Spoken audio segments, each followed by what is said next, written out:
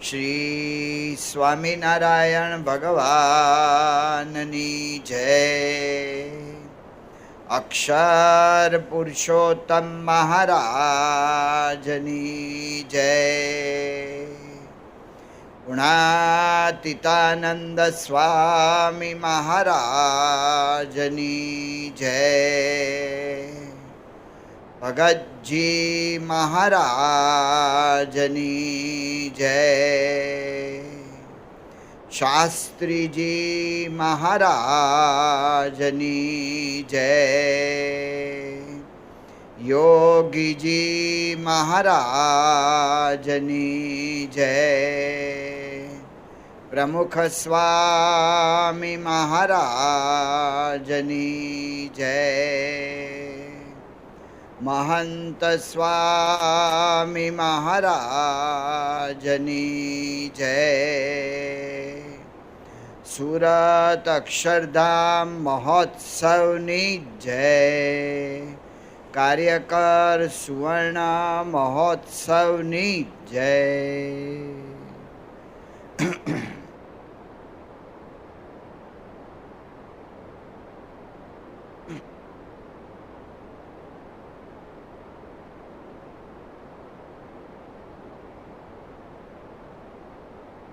અરે સ્વામીએ વાત કરી છે, ધોરાજીમાં લાલ વડેઠે મહારાજે એકાદશીનો મહોત્સવ કર્યો.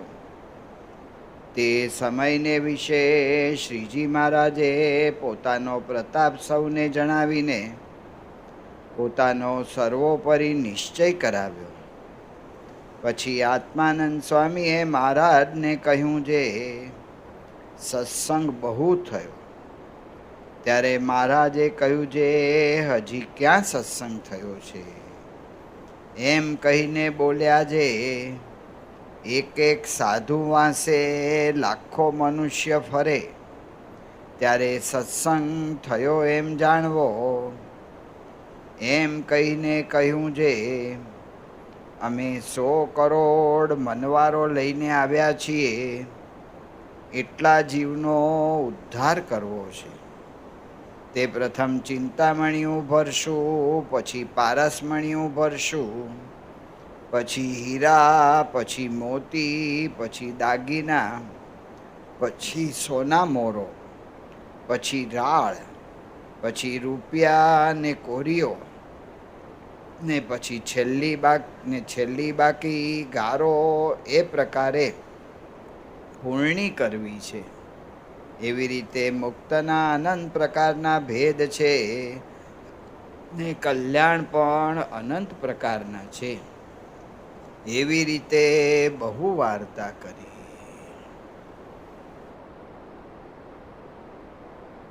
એ જૂનાગઢ આવવાનું થયું. એ નિમિત્તે પૂજ્ય ધર્મ વિનય સ્વામીએ કહ્યું કે એક દિવસ વચ્ચે આપણને મળે છે ધોરાજી, કે છે જઈ આવવું છે. એટલે ધોરાજી આવવાનું થયું. આમ તો પંચતીર્થીમાં તો આવી ગયા હોઈએ, પણ આપણું આ મંદિર થયા પછી પહેલી વાર આવવાનું થયું. પણ ધોરાજીની વાત ગુણાતીતાનંદ સ્વામીની આ 3જા પ્રકરણની પહેલી વાત છે. એમાં સ્વામીએ આ ધોરાજી ગામને યાદ કર્યું. એટલે આજે આખા જગતમાં પ્રસિદ્ધ થઈ ગયું ધોરાજી. કારણ કે આની ઇંગ્લિશ કોપી થઈ સ્વામીની વાતો, તો એમાં એ ધોરાજી. અત્યારને આપણને ખબર નથી પડતી, પણ ભવિષ્યમાં યુરોપિયન્સ હશે, અમેરિકન્સ હશે, ઓસ્ટ્રેલિયન હશે કે આફ્રિકન હશે, આ બધા આ ગામને શોધવા આવશે કે ભાઈ અહીંયા ઉલ્લેખ થયો છે કે આ ગામ ક્યાં છે. ભગવાન સ્વામિનારાયણ મહારાજ, શ્રીજી મહારાજ, પરબ્રહ્મ પુરુષોત્તમ નારાયણ, એની કૃપાથી આજે આપણા આવા મોટા ભાગ્ય થઈ ગયા. તો સ્વામી વાત કરે છે કે ધોરાજીમાં લાલવડ હેઠે તમે બધાએ દર્શન કર્યા છે ને આપણે પંચતીર્થીમાં કાયમ આવીએ છીએ. લાલવડનો વિસ્તાર કેટલો હશે? મંદિર જેટલું એ કેમ્પસ નથી આમ ગણીએ તો, વડલાનો નીચેનો જ ભાગ. એટલો ગણીએ તો કેટલું છે? એટલા માણસો ત્યારે આવ્યા હશે. એટલે આની ગણતરી આપણે અટકળે આપણે એવો વિચાર કરી શકીએ કે 100-150 માણસ ભેગા થયા હશે. તો બહુ તો 300 માણસ, હાલો ને ભાઈ.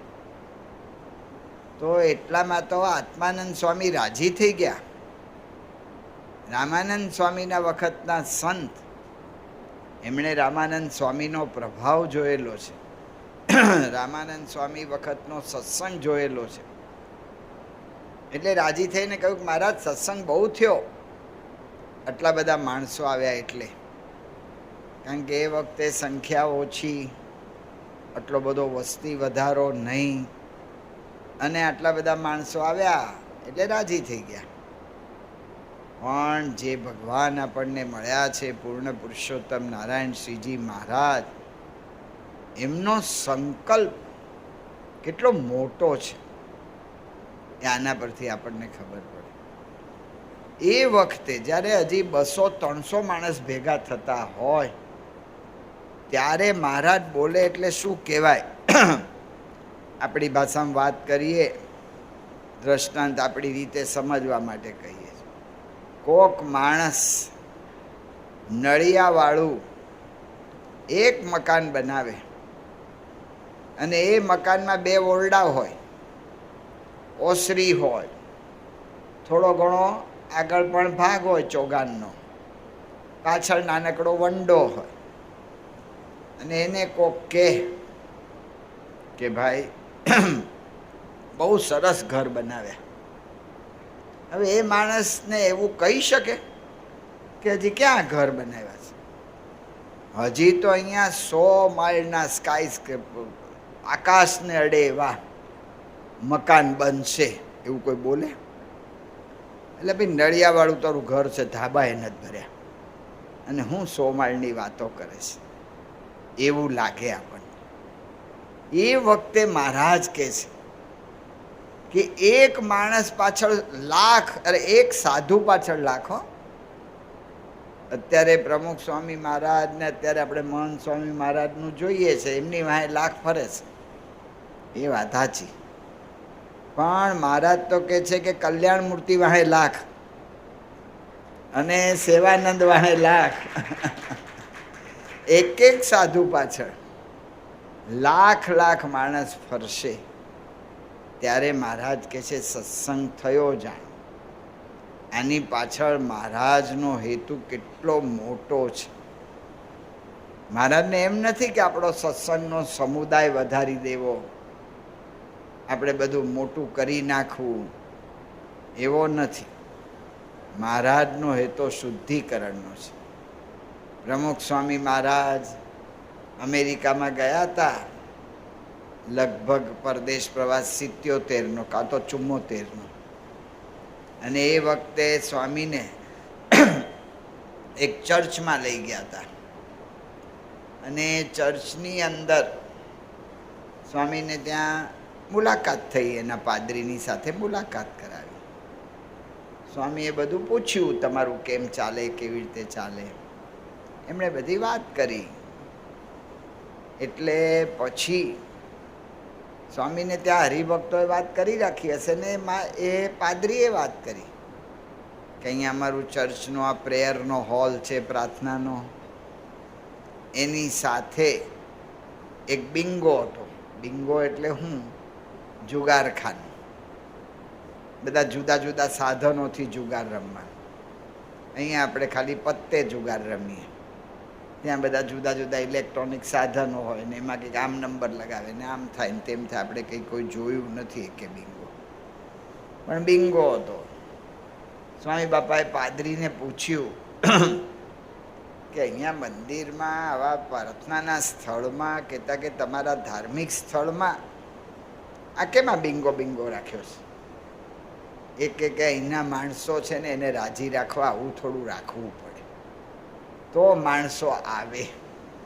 સ્વામી કે એના જીવમાં અધર્મે સહિત તમે ધર્મ નાખવા પ્રયત્ન કરો છો, એનો અર્થ શું?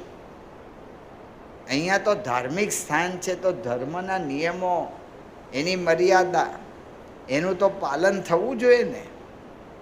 તો મહારાજનો હેતુ એ જ, ખાલી સંખ્યા વધારવા નથી. આજે દુનિયામાં સંખ્યા વધારવા ઘણા બધા તત્પર થઈ જાય, પણ મહારાજ કે છે સંખ્યા નથી વધારવી, શુદ્ધિકરણ કરવું છે. તો ગમે તે જીવ હશે, એ બધા જીવને મહારાજ કે અમે લઈશું. અહીં દ્રષ્ટાંત આપ્યું, અક્ષરધામમાંથી 100 કરોડ મનવારો લઈને આવ્યા છે. મનવાર એટલે એક મોટું વહાણ હોય, એ વહાણ ઠેઠ કિનારા સુધી મોટા વહાણ નથી આવી શકતા. મુંબઈ બંદર છે, મોટા મોટા આપણા બંદરો છે, સુરત છે, એવા મોટા બંદરો છે. આ બાજુ પણ બધે દરિયા કિનારો અડે છે, તો ત્યાંય બંદરો છે.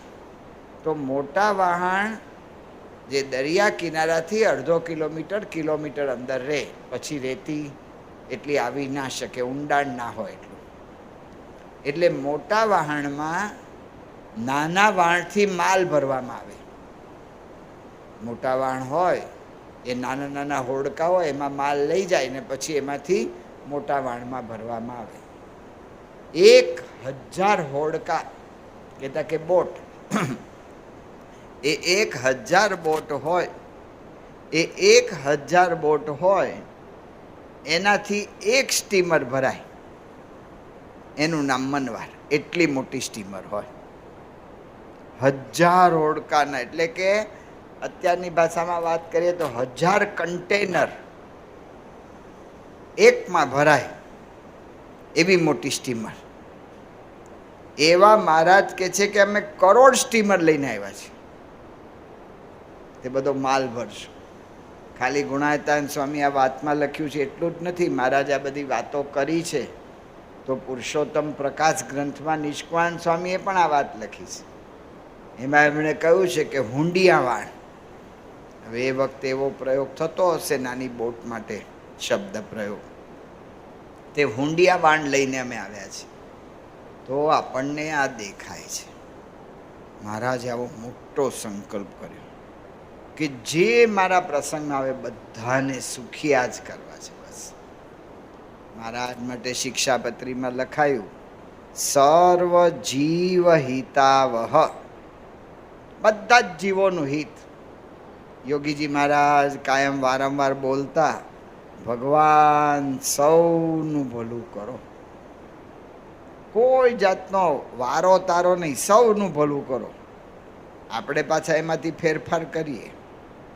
અમારા રાજકોટમાં હરિભગત એક હતા, ભાઈ સાહેબ બધા એને કહેતા, તે રોજ ઠાકોરજી પાસે દર્શને આવે, દંડવત કરે અને રોજ પ્રાર્થના કરે, ભગવાન સૌનું ભલું કરો, શરૂઆત મારાથી કરજો.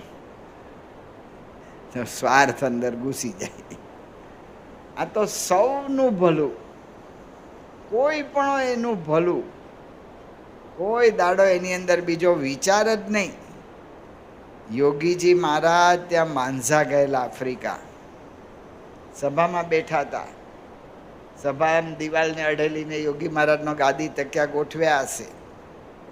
તેની અંદર દિવાલમાં ઓલી લાલ આફ્રિકન કીડીઓ મોટી મોટી, એની લાઈન જતી હશે, કોઈને ખ્યાલ નહીં હોય, એનો રસ્તો હશે. તે ગાદી અડી, તે મારી વાલી કીડીઓ બધા મકોડા જેવડી મોટી, એ ઘૂસી ગઈ ગાદી પર. યોગીજી મહારાજ ઉપર ચડી ગઈ અને આખા ચટકા ભર્યા કરે. સભામાં બેઠેલા બાપા ઊભા થવું પડ્યું, રૂમમાં પધાર્યા, કટકો પહેરીને ધોતિયું ખંખેર્યું, આખા પગમાં લાલ લાલ અવડાવડા ચકામાં થઈ ગયા. પૂજ્ય ઈશ્વરચંદ સ્વામીએ પૂછ્યું, બાપા કીડીઓએ આટલો ચટકા ભર્યા, તમને દુઃખ આપ્યું, એની હવે શું ગતિ થશે? યોગી મહારાજ કે ગુરુ અક્ષરધામમાં જશે. એટલે તમને ચટકા ભર્યા ને અક્ષરધામમાં. એક જ વિચાર, કોઈ જાતનો બીજો વિચાર નહીં. પ્રમુખ સ્વામી મહારાજે કહ્યું, મને કોઈનો અહિત થાય એવો વિચાર ક્યારેય આવ્યો નથી.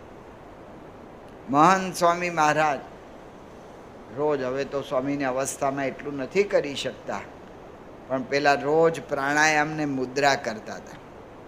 મુદ્રા બધી હાથની હોય છે, જુદી જુદી. બધા હવે તો વોટ્સઅપ જોતા થઈ ગયા ને, એટલે બધાને ખબર હોય. તો જુદી જુદી મુદ્રા હોય છે. મહંત સ્વામી મહારાજ મુદ્રા દ્વારા રોજ પ્રાણાયામ કરતા હોય. ત્યારે સ્વામીને પૂછ્યું, તમે એમાં આંખો મીચીને શું કરો છો? સ્વામી કે, હું પ્રાર્થના કરું. બધા સંતોની એક વખત તો સ્મૃતિ કરું, પછી મહારાજને પ્રાર્થના કરું. તે વારા ફરતી દેશ લઉં. પહેલાં આમ જાઉં ભારતથી આ બાજુ, પછી ભારતથી આ બાજુ, એવી રીતે બધી પ્રાર્થના કરું. તો ભારતથી આ બાજુ પૂર્વ તરફ જાય એમાં આપણને બહુ વાંધો નથી, કારણ કે મ્યાનમાર અમારા વખત બ્રહ્મદેશ પહેલાં કહેવાતું હતું. તે બ્રહ્મદેશનું સ્વામી કે બધા દેશને યાદ કરીને પ્રાર્થના કરું કે ભગવાન એનું વિશેષ ભલું કરજો. ત્યાં બાજુ જાય એનો વાંધો નહીં, કારણ કે પછી આગળ તો જાપાન આવે ને, ઓસ્ટ્રેલિયા આવે ને, ઇન્ડોનેશિયા ને, આ બધું આગળ જાય. આમ જાય ને પહેલે જ ધડાકે મારા જેવાનો પ્રશ્ન થાય, કારણ કે પહેલું જ પાકિસ્તાન. સ્વામીને પૂછ્યું, સ્વામી એના માટે? સ્વામી કહે, એના માટે હું પ્રાર્થના કરું કે ભગવાન એનું વિશેષ સારું કરજો. કોઈ પણ હોય, કોઈ દાડો એમના સાંકડા વિચારો નહીં, કોઈ દાડો નહીં. પ્રમુખ સ્વામી મહારાજને માટે ગઢડા બાજુ વિરોધ થયો. માંડવધાર જેવા ગામની અંદર પ્રમુખ સ્વામી મહારાજના એવી રીતે પૂતળા બનાવ્યા ને પછી એને સળગાવ્યા ને એ બધું કર્યું. આપણે તો દુઃખી થઈ જઈએ. એક વખત એના પછીના થોડા દિવસોમાં ગઢડાનો માસ્ટર પ્લાન સ્વામી પાસે આવેલો. માસ્ટર પ્લાન આવેલો, સ્વામી જોયો, આશીર્વાદના પુષ્પો પધરાવ્યા એની પર. સ્વામી કે, ધૂન કરો, આપણું કાર્ય બધું મહારાજ વહેલી તકે પૂરું કરે. બધા ધૂન શરૂ કરી. પ્રમુખ સ્વામી મહારાજ કે એમાં ધૂન ઉમેરાવી કે જે કોઈ સરકારી અધિકારીઓ, કોન્ટ્રાક્ટરો વગેરે જે કોઈ બધા આમાં આપણને સહકાર આપે છે, એ બધાનું સારું થાય એની ધૂન કરો. એ ધૂન કરી પછી પ્રમુખ સ્વામી મહારાજ કે હવે આખું ગઢડા ગામ સુખી થાય એની ધૂન કરો. એ ધૂન કરી. સ્વામી કે જે વિરોધ કરે છે એને ભગવાન સદમતી આપે અને એનું પણ સારું થાય એની ધૂન કરો. જો આ મહારાજ અને આ પ્રમુખ સ્વામી મહારાજ જેવા આપણા ગુરુ આવા છે. તો મહારાજે સંકલ્પ કર્યો છે કે ગમે તેવો ગારા જેવો જીવ હશે ને એને હું અક્ષરધામમાં લઈ જઈશ.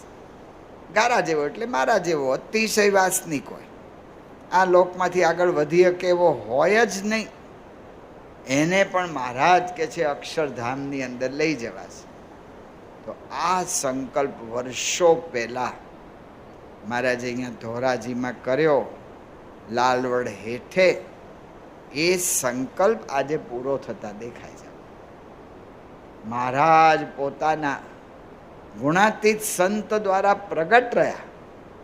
આખા ધાર્મિક ઇતિહાસમાં પહેલી વખત આ બને છે કે ભગવાન એના સંત દ્વારા પ્રગટ રહ્યા. મહારાજે કોલ આપ્યો કે હું મારા ગુણાતીત સંતમાં અખંડ રહીશ. તો ગુણાતીતાનંદ સ્વામી દ્વારા એવું કાર્ય થયું. ગુણાતીતાનંદ સ્વામીના વખતમાં આપણે જોઈએ છીએ કે સ્વામીએ એવો સત્સંગ કરાવી દીધો. મહારાજ ધામમાં ગયા ત્યારે ચરોતરનું ગામ ડભોઈ, એ ડભોઈના કરુણાશંકર ઉદાસ થઈ ગયા કે મહારાજ ગયા, હવે આપણું કોણ અને એવી શાંતિ ક્યાં થાય. પછી દરેક મંદિરે ફરવા નીકળ્યા. તે ચરોતરમાંથી વરતાલ ગયા, પછી ત્યાંથી અમદાવાદ ગયા, ભુજ ગયા, આ બાજુ આવે એટલે ધોલેરા, ગઢડા બધું આવે, મહારાજના બાંધેલા મંદિરો. એની અંદર જુનાગઢ તો ખૂણામાં છેલ્લે આવે.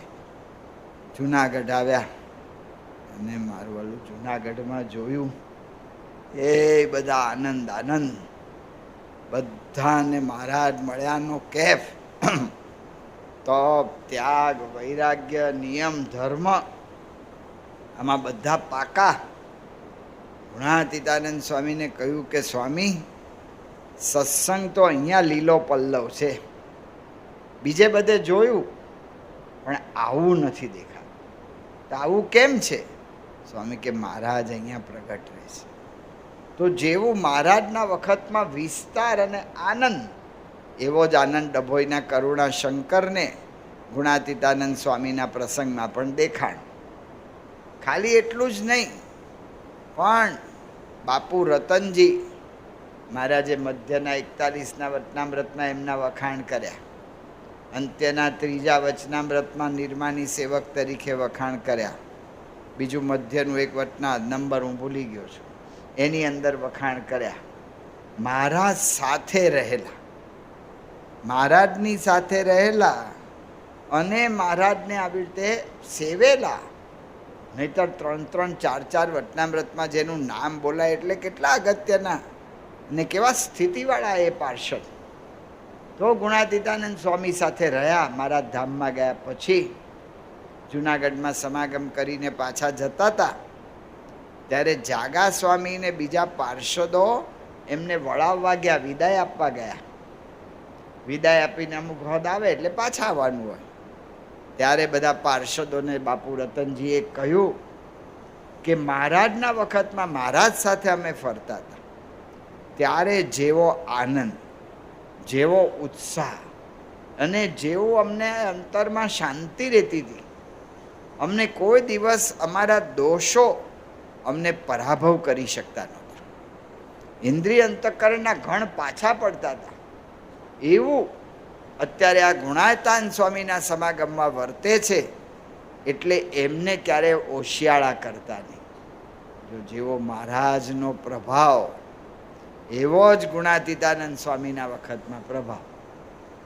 આ મહારાજ સંકલ્પ કરીને ગયા ને, આપણે વાત એ કરીએ છીએ લાલવડ હેઠે, એ સંકલ્પ એમની ગુરુ પરંપરા દ્વારા આજે પૂરો થતો બધાને દેખાય છે.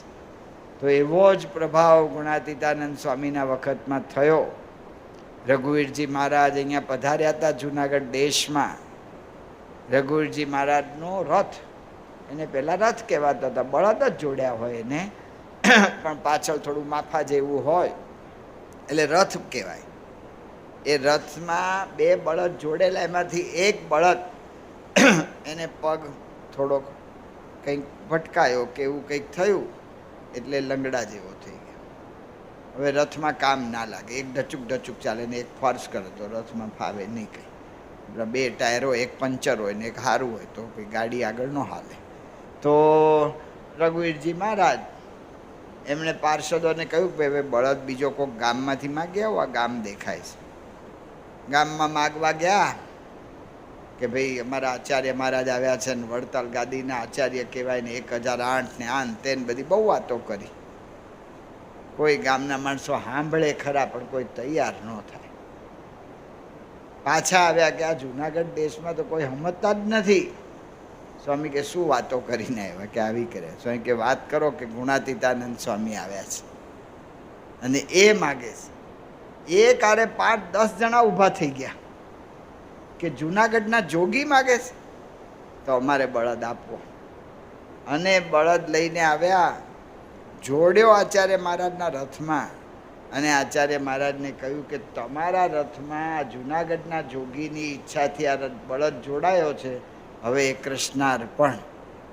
રઘુવીરજી મહારાજ જોઈ જ રહ્યા, મારવાલું સત્સંગી નહીં, આમને કંઈ એટલો બધો પરિચય નહીં, અને આવું સમર્પણ.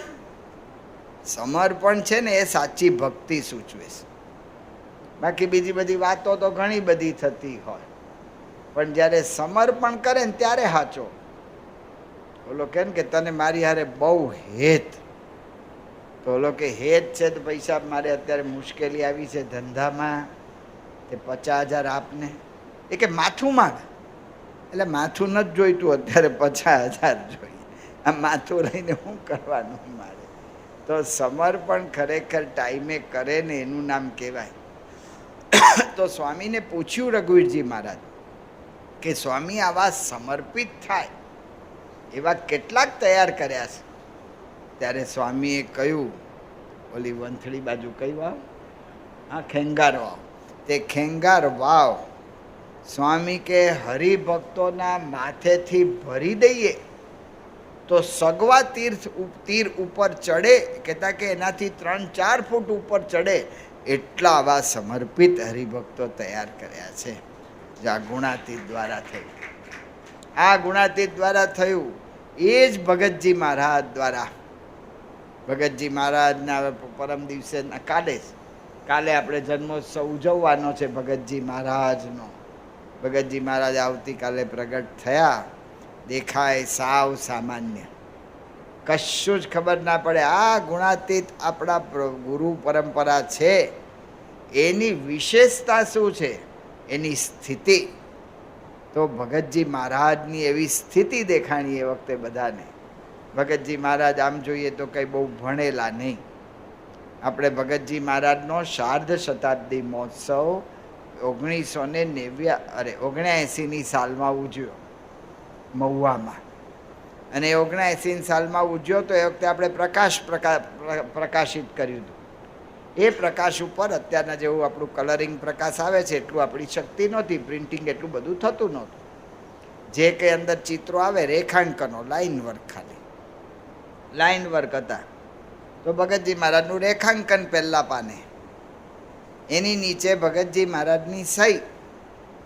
તો સહી કરી ભગતજી મહારાજની, એમાં છાપેલી હતી. ભગતજી મહારાજે સહી કરી છે. એમાં શું લખ્યું હતું?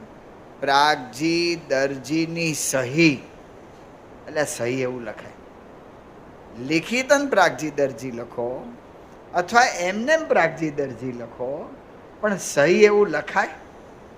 આવા ભગતજી મહારાજ આમ એકદમ સાદા સીધા દેખાય, પણ એમણે જે કામ કર્યું, શાસ્ત્રીજી મહારાજ, શાસ્ત્રી યજ્ઞ પુરુષ દાસ, આખી વડતાલ સંસ્થાની અંદર એમના જેવા કોઈ કથાકાર નહીં.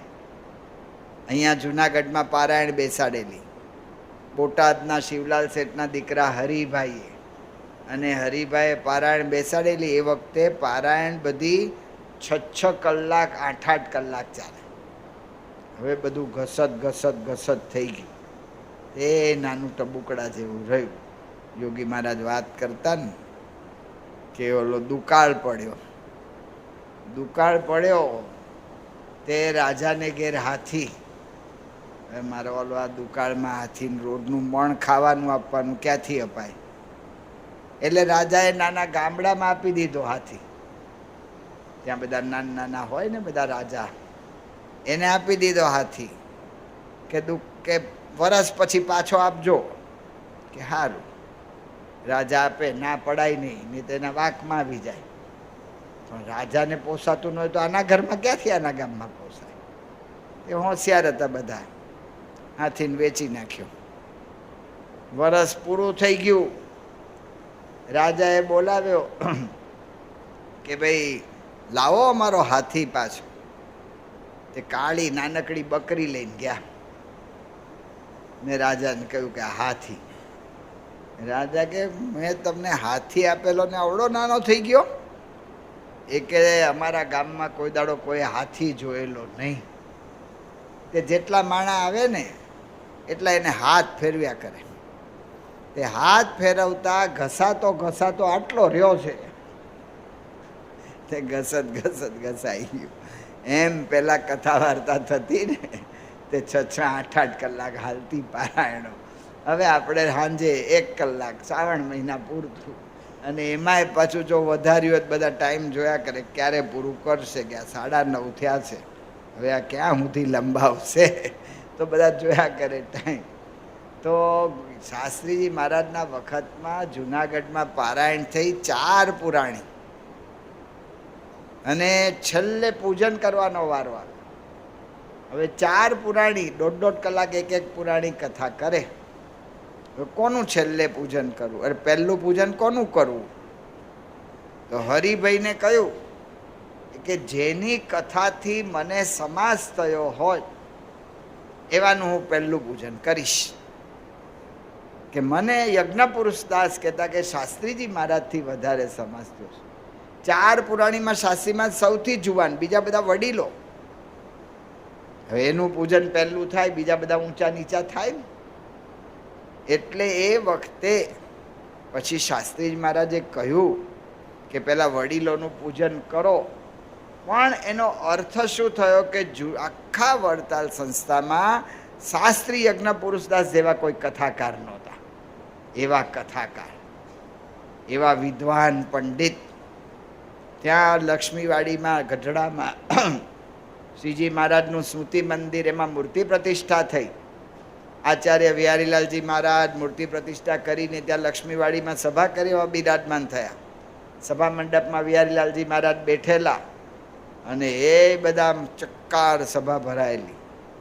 અને હતી જો કે આમ કથા વાર્તા ને બધું શરૂ થાય એમાં બધા શ્રોતા બેઠા હતા ને, ઓડિયન્સ, એમાંથી એક મહિધર શાસ્ત્રી ઊભા થયા અને આચાર્ય વિહારીલાલજી મહારાજને કહ્યું કે તમારો સંપ્રદાય આજે એક મોટું કામ કરે છે, તો હું વિનંતી કરું છું કે સંપ્રદાયનો એક વિદ્વાન મારી હારે અત્યારે શાસ્ત્રાર્થ કરે.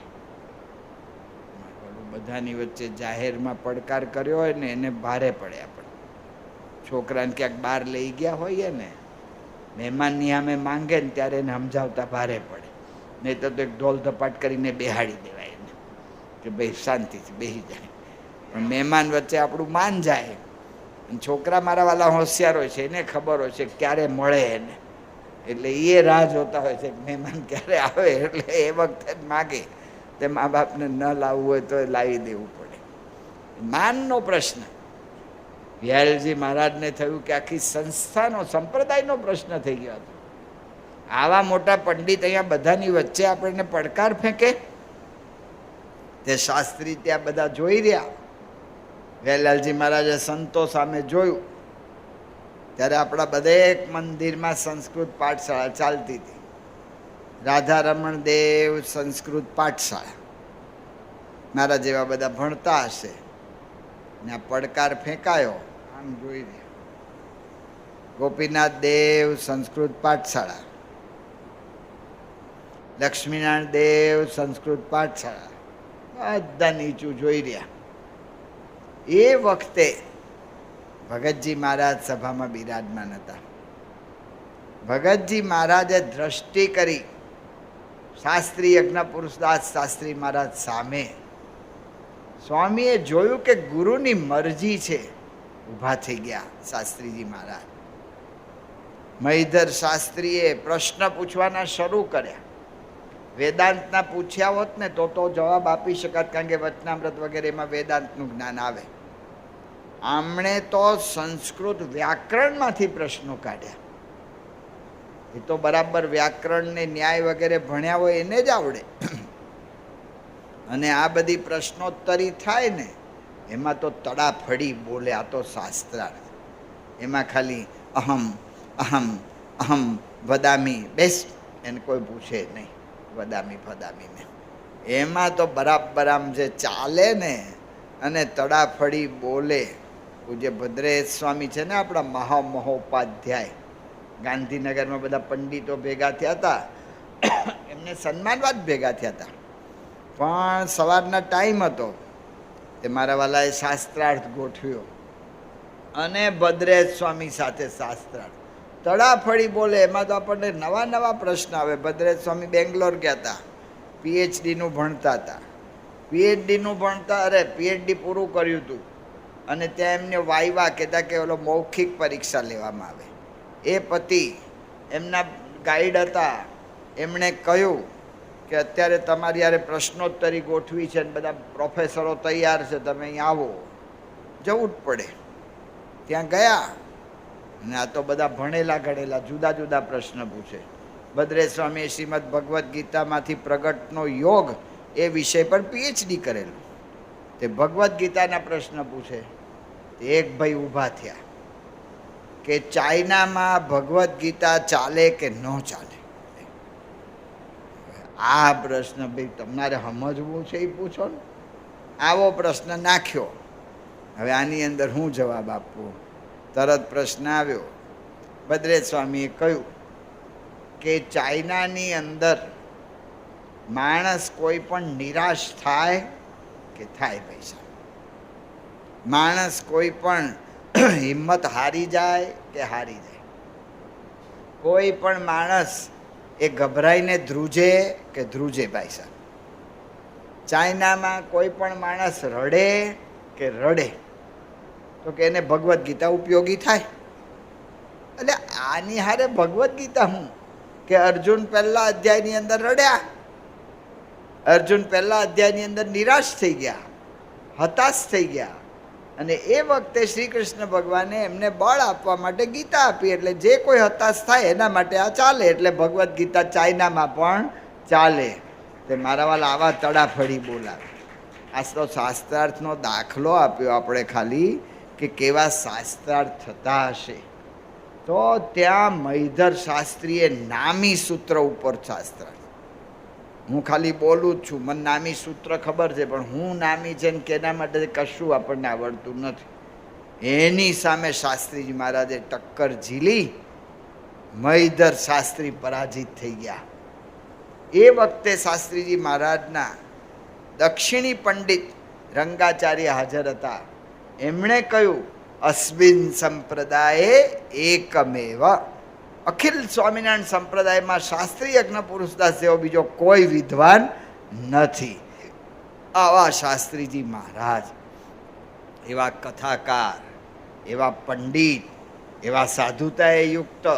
ગોરધનભાઈ કોઠારીને લોકોએ કહ્યું કે તમે બંડિયાની સભામાં કેમ જાઓ છો? કે બંડિયા તમે કહો છો, પણ આ શાસ્ત્રી યજ્ઞ વડતાલના 2000 ત્યાગીમાં શાસ્ત્રી યજ્ઞ પુરુષદાસ જેવો ધન અને સ્ત્રીનો ત્યાગી મેં બીજો કોઈ જોયો નથી. એની વાતો મને સાકરના કટકા જેવી મીઠી લાગે છે.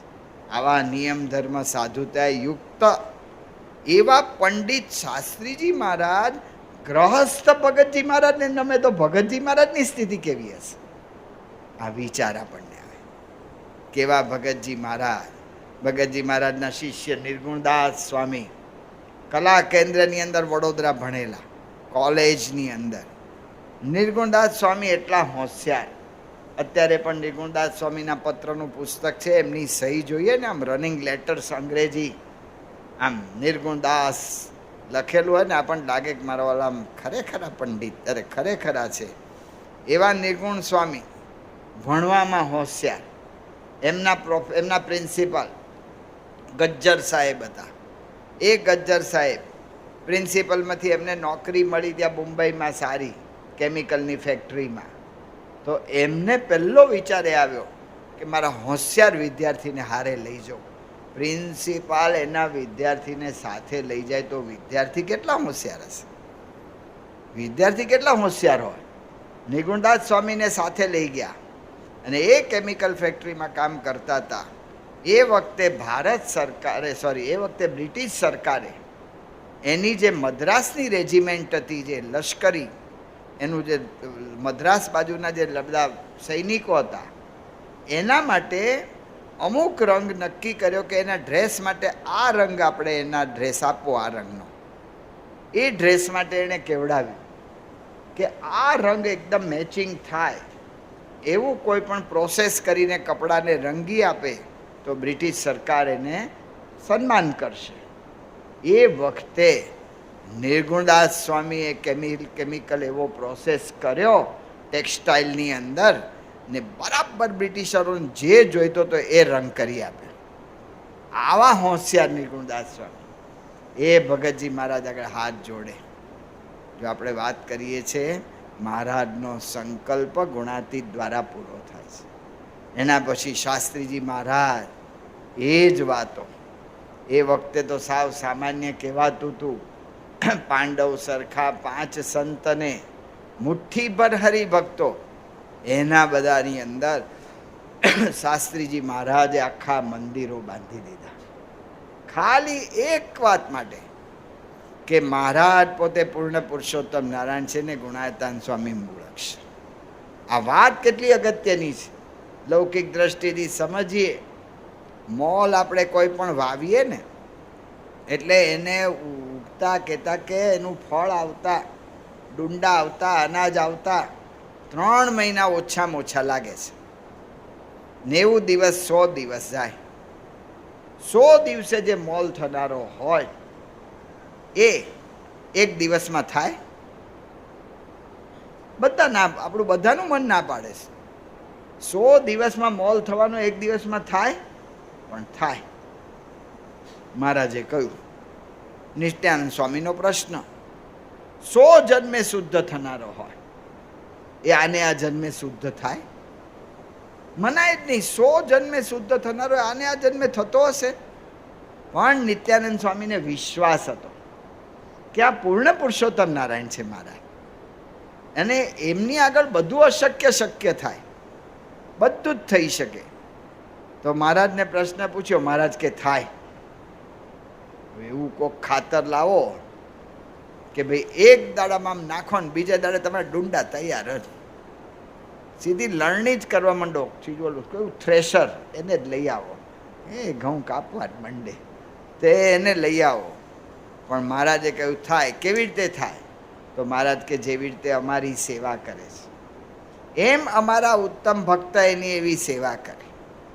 અમારી જેમ માનસી પૂજા કરે છે એવી રીતે અમારા ઉત્તમ ભક્તની માનસી પૂજા કરે તો એ 100 જન્મે શુદ્ધ થનારો અને આને આ જન્મે થઈ જાય. આ વાત કેટલી મોટી! હવે આ વાતનો પ્રચાર ન થાય તો બધા 100 જન્મના ધક્કામાં લાગે કે ન લાગે? શાસ્ત્રીજી મહારાજે વિચાર કર્યો કે બધાના 100 જન્મ ઓછા, 99 જન્મ ઓછા કરીને આને જન્મે પાર પાડી દેવા. એટલા માટે શાસ્ત્રીજી મહારાજ પોતે અક્ષર અને પુરુષોત્તમની મૂર્તિઓ પધરાવીને મંદિરો કર્યા, અને એવા જબરજસ્ત મંદિરો થયા. બધા આમ જોઈ જ રહ્યા કે મારું વાલું શું થયું, આ તો હાલ્યું લ્યા, બંડિયાઓનું હાલ્યું એમ એવું થઈ ગયું. અને શાસ્ત્રીજી મહારાજના વખતમાં સ્વામી બોરસદ બિરાજમાન હતા. વિરોધીએ આપણા ઉપર કેસ કરેલો. કેસને આપણે તો સામાન્ય રીતે આપણી જેવી સ્થિતિ ને જેવા હરિભક્તો એની પુષ્ટિથી આવી રીતે બધું કેસની અંદર જુબાનીઓ આપતા હતા. પણ વિરોધીઓ એ વખતે કનૈયાલાલ મુનશીને લઈ આવ્યા હતા બોમ્બેથી, સોલિસિટર ભણેલા, અને બોમ્બે ભારતીય વિદ્યા ભવનના સ્થાપક અને ગુજરાતનો નાથ, પાટણની પ્રભુતા, જય સોમનાથ, આવી મોટી મોટી નવલકથાઓના લેખક કનૈયાલાલ મુનશી એ શાસ્ત્રીજી મહારાજની વિરુદ્ધમાં લડતા હતા. પણ એને વિચાર આવ્યો કે હાલો ને મળી તો આવું, મારા વિરોધી કેવા છે. તે શાસ્ત્રીજી મહારાજને એમના ઉતારે બોરસદ મળવા આવ્યા. કેટલો પ્રસંગ થાય, આપણે કોકને મળવા જઈએ કંઈ 2 દાડા 5 દાડા 10 દાડા રહેવાય છે. મળવા જઈએ એટલે કલાક, બહુ બહુ તો કાં તો અડધો કલાક, અડધો 1 કલાક જેવું શાસ્ત્રીમાં જ્યારે વાતચીત કરી એ વખતે કનૈયાલાલ મુનશી બોલ્યા કે જો વડતાલ સંસ્થાએ શાસ્ત્રી યજ્ઞ પુરુષદાસને સાચવ્યા હોત તો 50 વર્ષમાં આખા હિન્દુસ્તાનમાં સ્વામિનારાયણનું નામ ગાજતું થઈ ગયું હોત. આ કનૈયાલાલ મુનશી એવા શાસ્ત્રીજી મહારાજ, એમણે સ્થાપન કર્યું. આપણે વાત કરીએ છીએ લાલવડના સંકલ્પની. લાલવડનો સંકલ્પ મહારાજ કહે છે ને, જો કેમનો મોટો થાય છે. બીજા કોઈના દ્વારા નથી થયો, એક ગુણાતીત દ્વારા જ આ બધું થાય છે. અને એના દ્વારા આવું કાર્ય થયું. અને શાસ્ત્રીજી મહારાજ એવો સત્સંગ કરાવ્યો. એના પછી યોગીજી મહારાજ પધાર્યા. બધા તો જોઈ જ રહ્યા કે મારું વાલું યોગીજી મહારાજ શું કરશે. કારણ કે યોગી મહારાજ એકદમ ભલા ભોલા સાધુ દેખાય. સ્વામિનારાયણ સ્વામીએ વાત કરી, આવી રીતે વાતો કરે, અને અકા બાપુ વાત કરતા આખો દિવસ હસ્યા જ કરે. તમે એમને વખાણ કરો તોય હશે ને ઠપકો આપો તોય હશે. મારું વાલું હસ્યા જ કરે. એ હસતું મુખ રાખીને સૌને હસવતા જાણે અમૃત વર્ષે છે એના નેણથી તે યોગી મહારાજ હસ્યાત કરે આખો દાડો. તે યોગીજી મહારાજ હસતા હસતા આપણે જોયું એ બધાને એમ લાગે કે શું કરવું. પણ એ વખતે યોગીજી મહારાજે સાસીમા ધામમાં ગયા પછી ગઢડા મંદિરના કળશ ચડાવ્યા અને એ કળશ મહોત્સવમાં યુવાનોને દીક્ષા આપી. બધા સ્થિર થઈ ગયા. પહેલા જ પૂજ્ય મહંત સ્વામી મહારાજ કેશવ જીવનદાસ મહંત સ્વામી મહારાજ એટલા હોશિયાર હતા ભણવામાં. સ્વામીએ વાત કરેલી ત્યાં એટલાન્ટામાં કે શિકાગોમાં 2017માં. સ્વામી કે મારો પહેલો બીજો કે ત્રીજો જ નંબર આવ્યો છે, ચોથો કોઈ દિવસ આવ્યો જ નથી. આવા હોશિયાર. તે સ્વામીને પૂછ્યું કે સ્વામી તમે આવા હોશિયાર હતા તો મેડિકલમાં ના ગયા, એન્જિનિયરિંગમાં ના ગયા, ખેતીવાડીમાં હું કામ ગયા? ખેતીવાડી આપણને સામાન્ય લાગે, અત્યારે છે અમારી કોલેજ જુનાગઢ સામે, પણ એનો એટલો મહિમા નહીં. તો ખેતીવાડીમાં કેમ ગયા તમે? સ્વામી કે યોગીજી મહારાજની આજ્ઞા હતી કે બહેનો સાથે ઓછો સંપર્ક થાય એવી રીતે અભ્યાસ કરવો. ગુરુની આજ્ઞા માટે પોતાનું કેરિયર આખું ફગાવી દે ને એ મહંત સ્વામી મહારાજ છે. બધું ફેંકી દીધું પણ પહેલી દીક્ષા લીધી BSc મહંત સ્વામી મહારાજ. પૂજ્ય ડૉક્ટર સ્વામી સ્વયંપ્રકાશ દાસ MBBS, પૂજ્ય કોઠારી સ્વામી ટેક્સટાઇલ એન્જિનિયર, પૂજ્ય વિવેક સાગર સ્વામી ટેક્સટાઇલ એન્જિનિયર, પૂજ્ય રામચરણ સ્વામી સિવિલ એન્જિનિયર, પૂજ્ય ત્યાગ વલ્લભ સ્વામી BSc, પૂજ્ય ઈશ્વરચરણ સ્વામી BSc. બધા જોઈ જ રહ્યા મારું હાલું. આ હાલ્યું લે હાલ્યું, ખરેખરું હાલ્યું. આ તો ભણેલા ગણેલા મુંડી નાખ્યા. શું યોગી મહારાજે કામ કર્યું. અને યોગીજી મહારાજ 70માં પરદેશમાં ગયા. અને પરદેશમાં ગયા અને આફ્રિકાના પ્રવાસમાં ગયા હતા. લંડનના હરિભક્તો ગણ્યા ગાંઠ્યા 5-10 જેટલા રહેતા હતા. એમણે વિનંતી કરી કે બાપા લંડન પધારો. બાપા કે અમને ફાવે નહીં. બહુ આગ્રહ કર્યો. યોગી મહારાજ કે મંદિર કરો તો આવું. હવે 10 જણમાં મંદિર કેમનું કરવું અને કેવી રીતે કરવું? તે મંદિર કરો તો આવું એવું કહ્યું. તો એ વખતે યોગીજી મહારાજે કહ્યું હતું એ પ્રમાણે હરિભક્તોએ પ્રયત્ન કર્યો અને ચર્ચ વેચાતું હતું. એ ચર્ચવાળાને વાત કરી કે અમે ધાર્મિક પ્રવૃત્તિ કરીએ છીએ તો ઓછા ભાવે આપ્યું. અને જ્યાં ક્રોસ લગાવ્યો હતો ત્યાં તિલકને ચાંદલો લાગી ગયો અને મંદિર થયું ને આખા દેશમાં થઈ ગયું. મારું વાલું આ જોગી કરે ને એવું કોઈ ના કરે. બધાને એવું થઈ ગયું. આ મહારાજે સંકલ્પ કર્યો છે અહીંયા ધોરાજીમાં. એ વારંવાર યાદ કરાવું છું કે તમારે રોજ કેટલા ભાગ્ય સમજવાના છે. એના સંકલ્પે અહીંના સંકલ્પે બધે આખી દુનિયામાં થાય છે. તો યોગીજી મહારાજ આ કરીને આવ્યા. હરિપ્રસાદ ચોકસી વડતાલ સંસ્થાના મેનેજિંગ ટ્રસ્ટી યોગી મહારાજને અમદાવાદ મળ્યા. આ કાર્ય જોઈને એટલા રાજી થઈ ગયેલા. પૂજ્ય ઈશ્વરચંદ સ્વામી કહે છે કે યોગીજી મહારાજ ઢોલિયા પર બેઠા હતા. હરિપ્રસાદ ભાઈએ યોગીજી મહારાજના હાથ પકડી લીધા. સાચું બોલો, તમે કોણ છો? તમે સહજાનંદ સ્વામી સ્વયં છો? સાચું બોલો. આમ યોગી મહારાજના હાથ પકડીને આમ હલાવે. યોગી મહારાજ તો નમ્રતાની મૂર્તિ, નીચું જોઈ રહ્યા. બહુ કહ્યું કે કોણ છો? બોલો બોલો, સહજાનંદ સ્વામી સ્વયં છો? યોગીજી મહારાજે કહ્યું કે સહજાનંદ સ્વામીની શક્તિ કામ કરે છે. એવો યોગીજી મહારાજનો પ્રભાવ. બધાને હતું કે યોગી મહારાજ ભજનીક છે ને એટલે હાલશે બધું. પણ પ્રમુખ સ્વામી મહારાજ પધાર્યા. 85માં અક્ષરબ્રહ્મ ગુણાતીતાનંદ સ્વામી દ્વિશતાબ્દી મહોત્સવ વખતે પૂજ્ય મહંત સ્વામી મહારાજ બોલ્યા હતા કે પ્રમુખ સ્વામી મહારાજે ધીરે ધીરે ધીરે એવો ઉપાડ કર્યો ને આપણને ખબર જ ના પડી. તે હે આગળ વધતું ગયું વધતું ગયું વધતું ગયું અને કેટલું વધ્યું. યુનોની અંદર 98ની સાલમાં વિશ્વ ધર્મ પરિષદ યુનોને પહેલી વાર સંકલ્પ થયો કે આપણે ધાર્મિક ભાવનાને ભૂલી ગયા છે, તો ધર્મ નેતાઓ ભેગા કરો. તો આખી દુનિયાના બધા જ ધર્મના 2000થી વધારે ધાર્મિક બધા ગુરુઓ એને ભેગા કર્યા. એની મેઇન કોન્ફરન્સ, મુખ્ય સભા, એની અંદર બધા જ ધર્મ એટલે કે 10 ધર્મના એક જ વડાને બોલવાનું. ખ્રિસ્તી ધર્મના ઘણા બધા વિભાગ, એમાંથી એકને જ બોલવાનું. મુસ્લિમ ધર્મના ઘણા વિભાગ છે, શિયા ને સુન્ની તો મુખ્ય છે જ, પણ નાના ઘણા વિભાગ છે, એમાંથી એકને જ બોલવાનું. બૌદ્ધ ધર્મના ઘણા બધા વિભાગ છે, મહાયાન ને હીનયાન ને આન તેન, એકને જ બોલવાનું. જૈન ધર્મના દેરાવાસી, સ્થાનકવાસી, દિગંબર ને એવા ઘણા વિભાગ છે, એકને જ બોલવાનું. હિન્દુ ધર્મના તો કેટલા બધા વિભાગ, એની અંદર એકને જ બોલવાનું.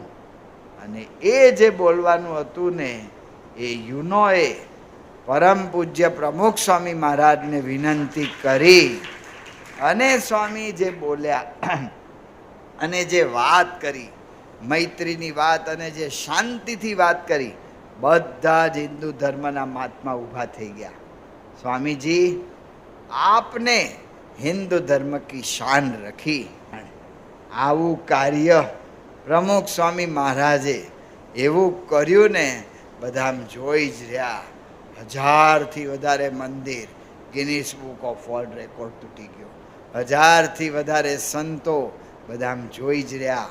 પણ મહારાજે સંકલ્પ કર્યો છે કે એક સાધુ પાસે લાખો ફરશે ને ત્યાં સુધી આ સ્વામિનારાયણનો સત્સંગ થવો છે.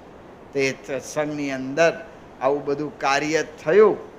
અને પ્રમુખ સ્વામી મહારાજ ધામમાં પધાર્યા ત્યારે બધાને થયું કે પ્રમુખ સ્વામી મહારાજ તો બહુ વ્યવહાર કુશળ હતા અને એટલા માટે બધું ચાલ્યું, પણ હવે કેમનું ચાલશે?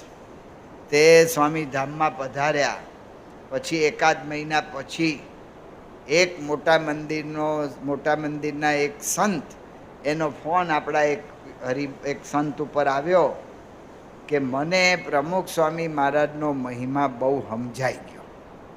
એટલે અત્યારે સમજાયો? સ્વામી તો ધામમાં જતા રહ્યા. એ કે એટલા માટે સમજાયો કે જો અમારા ગુરુ ધામમાં ગયા તો અમારામાં 4 વિભાગ થઈ ગયા. બીજા એક ગુરુનો ઉલ્લેખ કર્યો, એ ધામમાં ગયા તો એ લોકોમાં 2 વિભાગ થઈ ગયા. તે અમને એવું હતું કે પ્રમુખ સ્વામી મહારાજની સંસ્થા મોટી છે, તે એમનામાં 8 વિભાગ તો થશે. કે એક મહંત સ્વામી મહારાજનો વિભાગ, એક ડૉક્ટર સ્વામીનો, એક કોઠારી સ્વામીનો, એક ત્યાગ વલ્લભ સ્વામીનો, એમ બધા રાહ જોતા હતા. અને કે મારું વાલું પ્રમુખ સ્વામી મહારાજનો 4 લીટીનો પત્ર, એમાં કોઈ બધા એક થઈને રહ્યા. આ કેટલી મોટી વાત છે. એ વખતે ઓલા વજુભાઈ વાળા કર્ણાટકના ગવર્નર હતા અને એમણે પ્રમુખ સ્વામી મહારાજને શ્રદ્ધાંજલિ સભામાં વાત કરી હતી કે આ નવાઈ ભરી વાત છે. એક પ્રમુખ સ્વામી મહારાજના 4 લીટીના પત્ર ઉપર આખી સંસ્થા એક થઈ ગઈ. અને આજે આપણે જોઈએ છીએ કે મહારાજનો સંકલ્પ કેવો પૂરો થાય છે.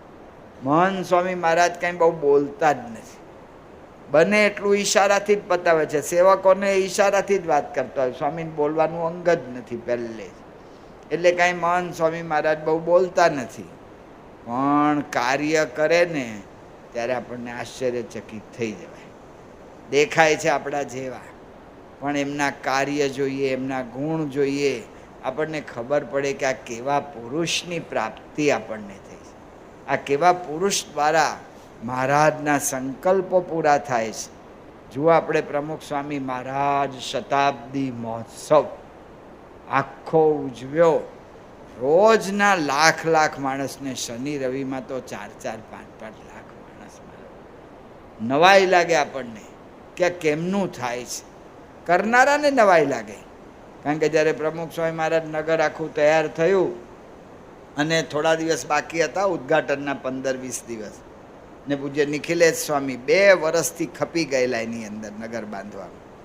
એને વિચાર આવ્યો કે આપણે કેટલા માણસને સમાવી શકશું, એનું આપણે ઓલું કાઢીએ, તારણ કાઢીએ અને વિચારીએ. કદાચ માણસો વધી જાય શું કરવું, અત્યારથી વિચાર લેવું પડે. બધું આ તો બધું નવા જમાનાની વાતો, સ્ક્વેર ફીટ પ્રમાણે માપવામાં આવે બધું, કે આટલા આપણી આગળ પેસેજો છે ને આટલાની આગળ આટલા ઊભા રહે ને આટલા બેસે ને આમને તેમને, પ્રદર્શનમાં આટલા બેસે, વેઇટિંગમાં આટલા બેસે, પેસેજોમાં આટલા ઊભા રહે.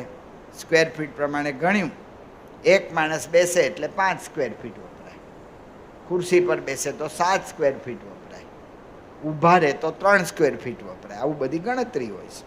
તે બધી ગણતરી કરી. ગણતરી કરતાં ખબર પડી કે આખા નગરમાં 1,00,000 થી 1,25,000 વધારે આપણે સમાવી શકીએ એવી આપણી શક્તિ નથી. એટલે વધારે માણસ આવશે તો શું કરશું? તે નક્કી કરવામાં આવ્યું કે દરવાજા આગળ મોટું હોલ્ડિંગ એક રાખવાનું તૈયાર, ફોલ્ડિંગ મારી દેવાનું કે ભાઈ અંદર બહુ હવે માણસો સમાઈ ગયા છે. આ તો સારી ભાષામાં, હું લૌકિક ભાષામાં બોલું છું. એટલે હવે તમને અંદર અમે લઈ શકીએ એવું નથી, માટે ઘરે પધારો, એવું કંઈક લખવું પડે આપણે. તો એવું લખવું. છેલ્લે એટલા બધા કામ વધી ગયા અને કોઈને લખવાનું, કોને આ હોલ્ડિંગ મૂકવાનું એ કંઈ સોંપાયું નહોતું, એટલે ભૂલી ગયા. ને મારું વાલું પહેલે જ દાડે 1,00,000 માણા તો આવી ગયા. અને શનિવાર થયો, 4,00,000 માણસ બધા નવાઈ પામી ગયા. આપણે ગણતા હતા ઓલા મશીનથી, 4,00,000 માણસ. મને થયું કે હાલો જોવા જ જઈએ 4,00,000 શું કરે છે, કેમના હમાયામાં. હાલીને તો જવાય નહીં, અમારે સંતોની મર્યાદા રહે નહીં. તે ગાડીમાં નીકળ્યો. તે મારા વાલા માણસો બધા પ્રેમવતીનું ખાવાનું લઈને ત્યાં બેસી જાય. એટલે બેહે એટલે 5 સ્ક્વેર ફીટ વપરાય જાય. ઊભા રહીને ખાઓ તમે તો 3 સ્ક્વેર ફીટ જાય, પણ બેહે એટલે 5 વપરાય જાય. તો એ જોયું, આખા નગરમાં બધા ખાતા હતા, હરતા હતા, ફરતા હતા, લાઈનમાં ઊભા હતા અને કોઈ પ્રશ્ન થતો નહોતો. એ આ પુરુષ છે, આ મહંત સ્વામી મહારાજ.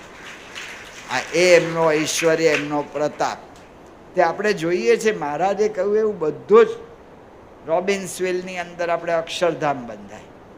અક્ષરધામ રોબિન્સવિલમાં બાંધવાનું, અને એ રોબિન્સવિલની અંદર અક્ષરધામમાં ત્યાં આપણે જોયું કે કારીગરો લઈ ગયા હતા આપણે અહીંથી. મારા વાલા કારીગરો અમેરિકામાં ગયા ને ફરી ગયા. આ બહુ આવું થતું હોય છે, એટલે બધાને મન ફરી જાય. તે ફરી ગયા બધા કે હવે અમે કામ નહીં કરીએ. એટલે અમેરિકા અમે દાખલો કરીને લાવ્યા, એ કે હવે અમે અમારી રીતે ફરીએ. લે હવે આપણે શું કરવું? હવે નવા કારીગર લઈ જઈ શકાય એવી કંઈ શક્યતા ના રહી. હવે શું કરવું? મહંત સ્વામી મહારાજ સારંગપુર પધાર્યા હતા. એમણે કહ્યું કે શાસ્ત્રીમાના વખતમાં બધા મંદિરો છે ને સંતોને હરિભક્તોએ જ આખા ઊભા કરી દીધા. એવી રીતે આપણે સંતો હરિભક્તો દ્વારા અમેરિકાનું રોબિન્સવિલ પૂરું કરો. સ્વામી બોલ્યા એટલે આપણે સામે કંઈ બોલાય નહીં, પણ પ્રશ્ન થાય કેમનું પૂરું થાય? ખાલી પ્લિન્થ સુધી મંદિર આવેલું, હજી એની ઉપર મંડોવર કરવાનું, એની ઉપર શિખર લેવાનું. શિખર કેટલું ઊંચું? સારંગપુરનું મંદિર આપણા ગુજરાતના મોટા મંદિરોમાંનું એક મંદિર છે, કારણ કે 108 ફૂટ છે સારંગપુર આપણું મંદિર. આટલું મોટું મંદિર છે, 108 ફૂટ છે. એટલું તો ખાલી અમેરિકાનું મુખ્ય મંદિરનું મહાશિખર 108 ફૂટ ઊંચું. મારું વાલું આ કોઈ કારીગર વગર કેમનું થાય? પણ સ્વામીએ કહ્યું કે જો આપણને બધાને કાંઈ અમેરિકા જવા મળે નહીં, એના વિઝા બીજા ત્યાંની સરકાર આપે નહીં. સ્વામી કે એક કામ કરો, અમેરિકાના જે સિટીઝન છે એ બધા સંતો, પાર્ષદો, સાધકો જે અભ્યાસ કરે છે એને મોકલો. 70 જણા હતા અમારે સારંગપુર. મહંત સ્વામી મહારાજ આજ્ઞા કરે એટલે આપણે મોકલવા પડે. એમાં આપણે ના પડાય નહીં સ્વામી, પણ અંદરથી હા પડે નહીં. કારણ કે આપણને પ્રશ્ન થાય કે આ કરશે હું ત્યાં જઈને? આની અંદર કોઈને બાંધકામનો એક રંજ માત્ર અનુભવ નથી, અને આ શું કરશે? ચલો બાંધકામનો અનુભવ ન હોય તો આપણે સ્વીકારી લઈએ, પણ એક પણ સિવિલ એન્જિનિયર નથી આમાં. અભ્યાસ કર્યો હોય સિવિલ એન્જિનિયરિંગનો, બાંધકામનો, તો એ કદાચ કરી શકે, એ પણ નહીં. પણ અહીંથી 70 ગયા અને મહંત સ્વામી મહારાજે આજ્ઞા કરી હતી એટલે હરિભક્તો બધા તૂટી પડ્યા, સેવામાં બધા સમર્પિત થઈ ગયા. 12,500 હરિભક્તો બધા ક્રમે ક્રમે આવ્યા, 500 ક્રમ પ્રમાણે એવી રીતે બધા આવ્યા. અને જે અક્ષરધામ, આ બધા સ્કિલ વગરના માણસો, અનસ્કિલ એટલે કે આવડત વગરના. અત્યારે અમારે કાઠિયાવાડમાં હીરા ઘસવાના હોય ને તો એની આવડત માગે કે ભાઈ તને અનુભવ કેટલા વર્ષનો, એ કે હું નવો છું, તો એને શીખવું પડે. 1 મહિનો બીજાને ગુરુ કરવાનો, એને પગાર ન મળે ને એનો પગાર ઓલો ખાય, એનો ગુરુ ખાય, એવું બધું હોય છે. એક હીરા ઘસવાની બાબતમાં સ્કિલ માણસ જોઈએ, આ તો આટલું મોટું અક્ષરધામ ઊભું કરવા. બધા અનસ્કિલ માણસો, અણઆવડતવાળા માણસો. આપણે વિચારેલું કે કારીગરો દ્વારા મંદિર 2027ની સાલમાં આખું અક્ષરધામ પૂરું થાય અને સ્વામી 27માં કાં તો 28માં પ્રતિષ્ઠા કરે, આવો આપણો વિચાર હતો. અને એ અક્ષરધામ મહંત સ્વામી મહારાજે બધા જ અનસ્કિલ માણસો પાસે 2023ની સાલમાં મૂર્તિ પ્રતિષ્ઠા કરીને પૂરું કરી દીધું. આ જો પ્રતાપ કઈ રીતે પ્રેરણા પામતા છે. આ મહારાજે કહ્યું ને, આ પુરુષ એવા છે કે એના દ્વારા લાખોને પ્રેરણા મળે.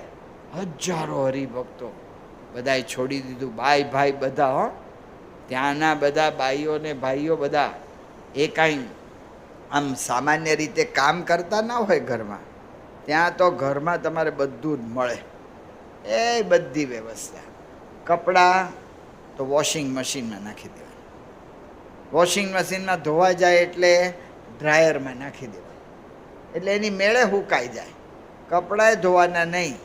હમણાં આ વખતે ત્યાં અમેરિકા જવાનું થયું તો ખબર પડી, રોટલીના મશીનો આવી ગયા. એટલે દરેક ઘરમાં અવડા રોટલીના મશીન, એમાં ખાલી તમારે લોટ અને મણ નાખવાનું, થોડું મણ નાખી દો અને પાણી નાખી દો એટલે લોટ બંધાઈ જાય, લુવા થઈ જાય, રોટલી વણાઈ જાય, શેકાઈ જાય, ઘીથી ચોપડાઈ જાય ને પછી જ બહાર પડે. આવું બધું ત્યાં. હવે એ લોકો કામ શું કરે? જેણે ઘરમાં રોટલી વણી નથી, જેણે ઘરમાં કપડાં ધોયા નથી, જેણે કોઈ એવું વિશેષ કામ કર્યું નથી, શું કામ કરે એવું લાગે આપણને કે આ લોકો શું કામ કરે. પણ એવા બધા ભાઈઓએ તો કામ કર્યું, પણ બહેનોએ કામ કરી બતાવ્યું. બહેનોની અંદર એટલી હોશિયારી. રોબિન્સવિલ અક્ષરધામના મંડોવરની બહાર આપણે પડી ના જવાય એટલા માટે ઓલી પ્રદક્ષિણામાં આખી બધી રેલિંગ કરેલી છે, અને રેલિંગ કરી છે, 4 ફૂટની રેલિંગ છે. આ બીજું બધું તો ઘણું કામ કર્યું, આ તો ખાલી ઉદાહરણ રૂપે કહીએ છીએ. આ રેલિંગ આખી લગભગ 150 ફૂટ જેટલી થતી હશે, એનાથી વધારે હશે. તો એટલી રેલિંગ ત્યાંના બહેનોએ એક પણ પુરુષ હરિભક્તના મદદ વગર જાતે જ આખું કામ બધું કર્યું. વાટા એણે પૂર્યા ને જોઈન્ટે એણે કર્યું ને બધું એણે કર્યું. ક્રેન લઈ જઈ ન શકે તો બહેનોએ હાથથી ઉપાડીને ઉપર લઈ ગયા. આ અમેરિકા જેવા દેશમાં, ત્યાંના દેશમાં તો યુવાનો પાસે કામ લેવું ને એટલે બહુ જ અઘરું. ત્યાં હમણાં નવી ફેશન નીકળી છે કે માથાના વાળામાં ભેગા કરે ને અહીંયા રબર બેન્ડ મારે પાછા, કે આમ છોગલું કાઢે, એવી નવી ફેશન નીકળી છે. એક યુવક આપણે ત્યાં સેવા કરતો હતો, બિચારો સેવાભાવી સારો છોકરો હતો, એણે આવું રબર બેન્ડ મારીને છોગલું કાઢેલું. મેં કહ્યું, તું તો અહીંયા આપણે અહીંયા સેવા કરે છે અને તું સ્વયંસેવક છે અને તું ક્યાં ફેશનમાં પડ્યો? કે સ્વામી હું આ કરું ને ત્યારે મને એવું લાગે છે કે હું નીલકંઠવર્ણી જેવો દેખાઉં છું, એટલે કે છે મેં આ છોકલું કાઢ્યું છે. તો ત્યાં આવી ફેશનો કરે કે કંઈ કરે ને, બાપ છોકરાને કહી શકતા નથી. તો જો કે એની પરિસ્થિતિ એ જ છે, થોડીક ઓછી એના કરતાં, હજી હરખી જ છે. બાપને કેટલોય વિચાર કરવો પડે કે છોકરાને હવારે કહું કે સાંજે કહું. એ ખાઈ લે પછી કહું કે ખાધા પહેલાં કહું? એના વખાણ કરીને કહું કે પછી સીધું ધડ દઈને કહી દઉં? કેટલા વિચાર કરીને કે અને તોય છોકરા સ્વીકારશે કે નહીં, આ તો પ્રશ્ન. આવા યુવકો મહંત સ્વામી મહારાજ માટે તૂટી પડ્યા. એક દાખલો ખાલી દઈએ. વોશિંગ્ટનમાં યુવકોને ખબર પડી કે મહંત સ્વામી મહારાજની આજ્ઞા છે કે અક્ષરધામમાં કામ માટે જવાનું છે. 4 છોકરા તૈયાર થઈ ગયા. એને એના 5મા મિત્રને ફોન કર્યો. મિત્ર પોતે ફોન ન ઉપાડ્યો એટલે સીધા જ મોટર લઈને એની દુકાનમાં પહોંચી ગયા. એટલે ક્યારથી તને ફોન કરે છે, ઉપાડતો નથી? પણ કે ઘરાક એટલા બધા છે, ક્યાંથી ઉપાડું? જુઓ ને, આમ મને ખબર પડી પણ ઉપાડવાનો ટાઈમ જ નથી રહેતો. એ કે ગમે તે હોય, મહંત સ્વામી મહારાજની આજ્ઞા છે અક્ષરધામના કામમાં જવાનું, પણ કે મારી દુકાન ચાલુ છે. ગુરુની આજ્ઞા એટલે પાળવી જ પડે. આ સંસ્કાર પડી ગયા ત્યાંના યુવાનોમાં. તે કે પાળવી જ પડે. કે મારે પાળવીશ, હું આવું? તો કે તૈયાર થઈ જાય. તો કે ઊભા રહો. એનો આસિસ્ટન્ટ હતો, એને સમજાવી દીધું દુકાન આ રીતે ચલાવજે અને પછી મને હિસાબ બિતાબ બતાવી દેજે, હું જઉં છું. તો કે હાલો મારે ઘેર. કે સેમ કેમ ઘેર? શું ભાઈ? તો કે મારી પૂજાને કપડાં તો લેવાના ને. તો કે તારી પૂજા તારે ઘરે જઈને અમે લઈ આવ્યા છીએ, મારે કપડાં નહીં લેવાના? એ કે કપડાં દુકાનો બહુ રસ્તા મળશે, એમાંથી લઈ લેશું, હાલ તું સીધો. અને એ યુવક ત્યાં આવ્યો ત્યારે સંકલ્પ કર્યો હતો કે 1 મહિનો 2 મહિના સેવા કરશું. એ યુવકે અક્ષરધામ આખું પૂરું થયું ત્યાં સુધી 2.5 વર્ષ સુધી સેવા કરી. આવા તો યુવક અને યુવતી. આત્મકીર્તિ સ્વામી ત્યાં હતા, એમણે વાત કરી, યુવાન અને યુવતીઓ સાથે કામ કરે ને આવા દેશમાં કામ કરે એટલે તો બહુ જ પ્રશ્ન. કારણ કે એની અંદર પ્રશ્ન થવાનો સંભવ રહે જ. પણ આત્મકીર્તિ સ્વામીએ કહ્યું કે એક પણ પ્રસંગ મેં 2.5 વર્ષની અંદર સાંભળ્યો નથી કે બહેનો ભાઈઓનો આવો કંઈ પ્રશ્ન થયો. શું મહંત સ્વામી મહારાજે હરિભક્તો તૈયાર કર્યા છે! આ મહારાજ કે છે ને, એ બધી વાતો ગુરુ પરંપરા દ્વારા સાક્ષાત થાય છે. ને હમણાં છેલ્લે મહંત સ્વામી મહારાજ કામ કરીને આવ્યા. અબુધાબીની અંદર મંદિર, મુસ્લિમ દેશમાં મંદિર. બધા આશ્ચર્યચકિત થઈ ગયા. 89ની સાલમાં પૂજ્ય ડૉક્ટર સ્વામી ત્યાં પધાર્યા હતા. ને ડૉક્ટર સ્વામી ત્યાં પધાર્યા હતા અને એ વખતે પધરામણીએ જવાનું હતું. રોજ સંતો પધરામણીએ જતા. એ વખતે ત્યાં દુબઈ, અબુધાબી બધે નિયમ હતો, કાયદો હતો કે ભાઈ નમાઝમાં, ભૂંગળુમાં નમાઝ વાગે એટલે એની બાંગ પોકારવામાં આવે એટલે રસ્તે ચાલતો માણસો એણે સ્થિર થઈ જવા. ગાડી લઈને જતો હોય તો ગાડી ઊભી રાખી દેવાની, એને આગળ નહીં વધવાનું. પૂજ્ય ડૉક્ટર સ્વામીની ગાડી જતી હતી ને બાંગ પોકારાણી, તે બરાબર મુખ્ય મસ્જિદ આગળ દુબઈમાં ઊભી રહી ગઈ ગાડી. ગાડી તો ઊભી રહી ગઈ, નમાઝ પૂરી થઈ. મૂળ આરબો તો લગભગ 2 લાખ કે 2.5 લાખ જેવા જ છે. મૂળ આરબો, એ લોકો એને વતની કહે છે પોતાને. એ મૂળ તો એટલા જ છે, 2 લાખ 2.5 લાખ જેવા. એ લોકો બહુ સહકારી સ્વભાવના છે અને આપણને બધી જ રીતે આપણી યારે સારી રીતે વર્તે. પણ એકલા મૂળ આરબ નથી રહેતા, કેટલાય બીજા રહે છે, જે બધા કામકાજ કરવાવાળા ભારતમાંથી ગયા હોય, પાકિસ્તાનમાંથી ગયા હોય, બાંગ્લાદેશમાંથી ગયા હોય, મ્યાનમાર, ઇન્ડોનેશિયા, જ્યાં ત્યાંથી બધા ગયા હોય, એવા ઘણા છે. તે બધા બહાર નીકળ્યા નમાઝ પઢીને, પાકિસ્તાની જેવા બધા. એ મારા વાલા ભગવા કપડાં જોયા, આ દેશમાં ભગવા કપડાં. તે મારા ગુરકિયા કરવા માંડ્યા. રોહિતભાઈ આપણા મુખ્ય હરિભગત હતા, એ પાછા લઈ ગયા બધા, કે પાછા આવી જાઓ. કહે છે કે હવે કોઈ પધરામણીએ નહીં જવાનું. કે કેમ? કે આ લોકો ક્યારે શું કરી બેસે કાંઈ નક્કી નહીં, ને એવું કંઈ અઘટિત થઈ જાય ને એટલે આપણે કોઈ જવું જ નથી. તો પૂજ્ય ડૉક્ટર સ્વામી 7 દિવસ રહ્યા, પણ ત્યાં બેસી રહેવાનું થયું, એવી પરિસ્થિતિ. પણ મહારાજે સંકલ્પ કર્યો છે કે અમારે પાંદડે ગુણાયતાન સ્વામી કે સ્વામિનારાયણનું નામ વધારવું છે. એ સંકલ્પો ગુરુ પરંપરા દ્વારા પૂરા થાય છે. પ્રમુખ સ્વામી મહારાજ 97ની સાલમાં ગયા હતા ત્યાં, અને 97ની સાલમાં પ્રમુખ સ્વામી મહારાજ ત્યાં ગયા, અને સ્વામીએ ત્યાં આવી રીતે દુબઈમાં ઉતારો કર્યો હતો. હરિભક્તોની ઈચ્છા થઈ કે બાપાને રણ દેખાડીએ. તે રણમાં લઈ ગયા, શારજાના રણમાં લઈ ગયા. ત્યાં વિનંતી કરી હરિભક્તોએ કે બાપા તમે રણમાં પગ નથી મૂક્યો, વ્હીલચેર પર હતા સ્વામી, તો રણની રેતી પર પગ મૂકો ને તો પ્રસાદીની થઈ જાય. પ્રમુખ સ્વામી મહારાજને વ્હીલચેરની નીચે ઓલા હોય છે ને પાંખ્યા જેવું, એમ એક બાજુ કર્યું અને સ્વામીને કહ્યું સ્વામી પગ મૂકો. પ્રમુખ સ્વામી મહારાજે અંગૂઠો અડાડ્યો અને સ્વામી બોલ્યા કે અબુધાબીમાં મંદિર થઈ ગયું. એટલે ઉતારો દુબઈમાં છે, શારજાનું રણ છે ને અબુધાબીનું મંદિર, આ કેમની વાતો?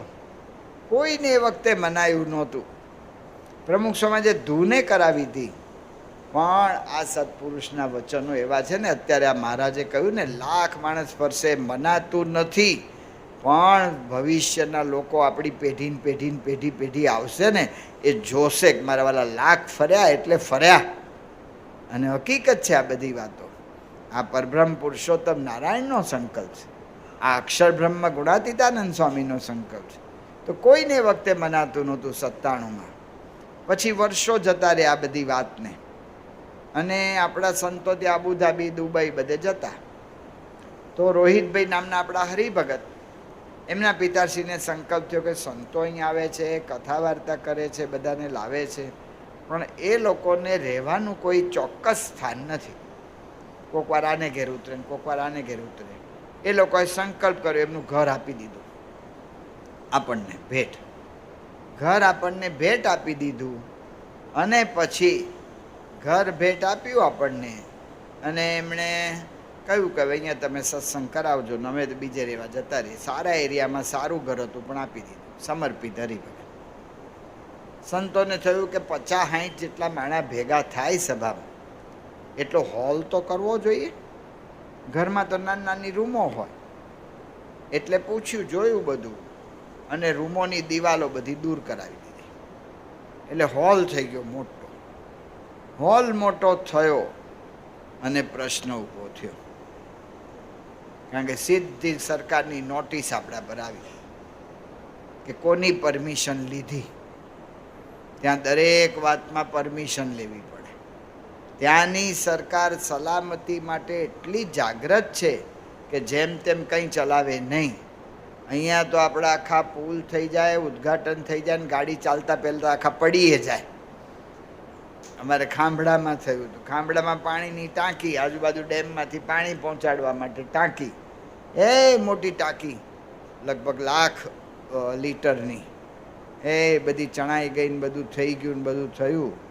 હજી તો એનું ઉદ્ઘાટન કરવાનું બાકી હતું, અને એક સામાન્ય વાવાઝોડું આવ્યું, તે બધું સિમેન્ટ ફટ ખરી પડ્યો. લ્યો આ આપણી ટાંકીઓ અને આ આપણા પુલ. ત્યાં કંઈ આવું ચલાવે નહીં, પાક્કું કરે. તો આપણને નોટિસ આવી કે એની અંદર આવ્યું કે અમને મળી જાઓ ને દંડ ભરો. તમે કેમ આ બધું બદલ્યું? સંતો ગયા ત્યાં બ્રહ્મવિહારી સ્વામીને, ને સાહેબને મળ્યા. આરબ, લગભગ શેખ નયન સાહેબ હતા, એને મળ્યા. કેમ તમે આવા કાયદા તોડો છો? ભાઈ અમારો કાયદા તોડવાનો કાંઈ હેતુ નથી.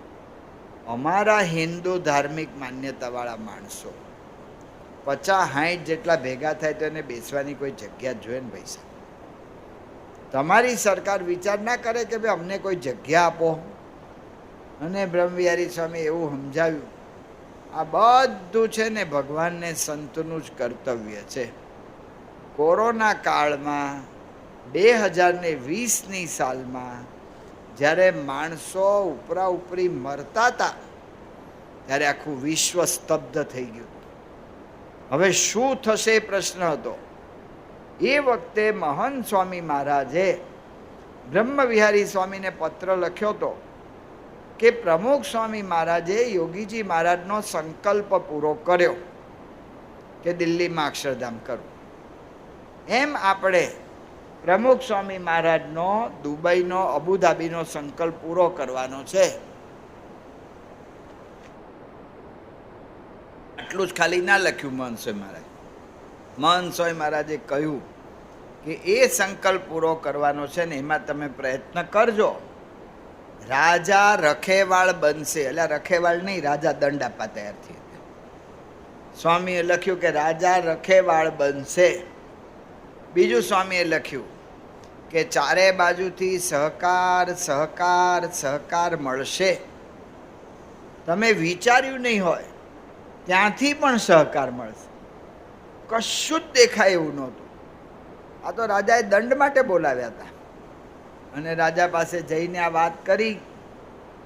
શેખ નયાન વિચારમાં પડી ગયા કે મારું વાલું આ લોકો વાતો કરે છે, આ કોણ કરી શકે? આ ભગવાનને સંત પ્રવેશ કરે, એના વગર આ થાય નહીં. આપણી કોઈ બુદ્ધિ, આપણી કોઈ શક્તિ કામ કરે નહીં.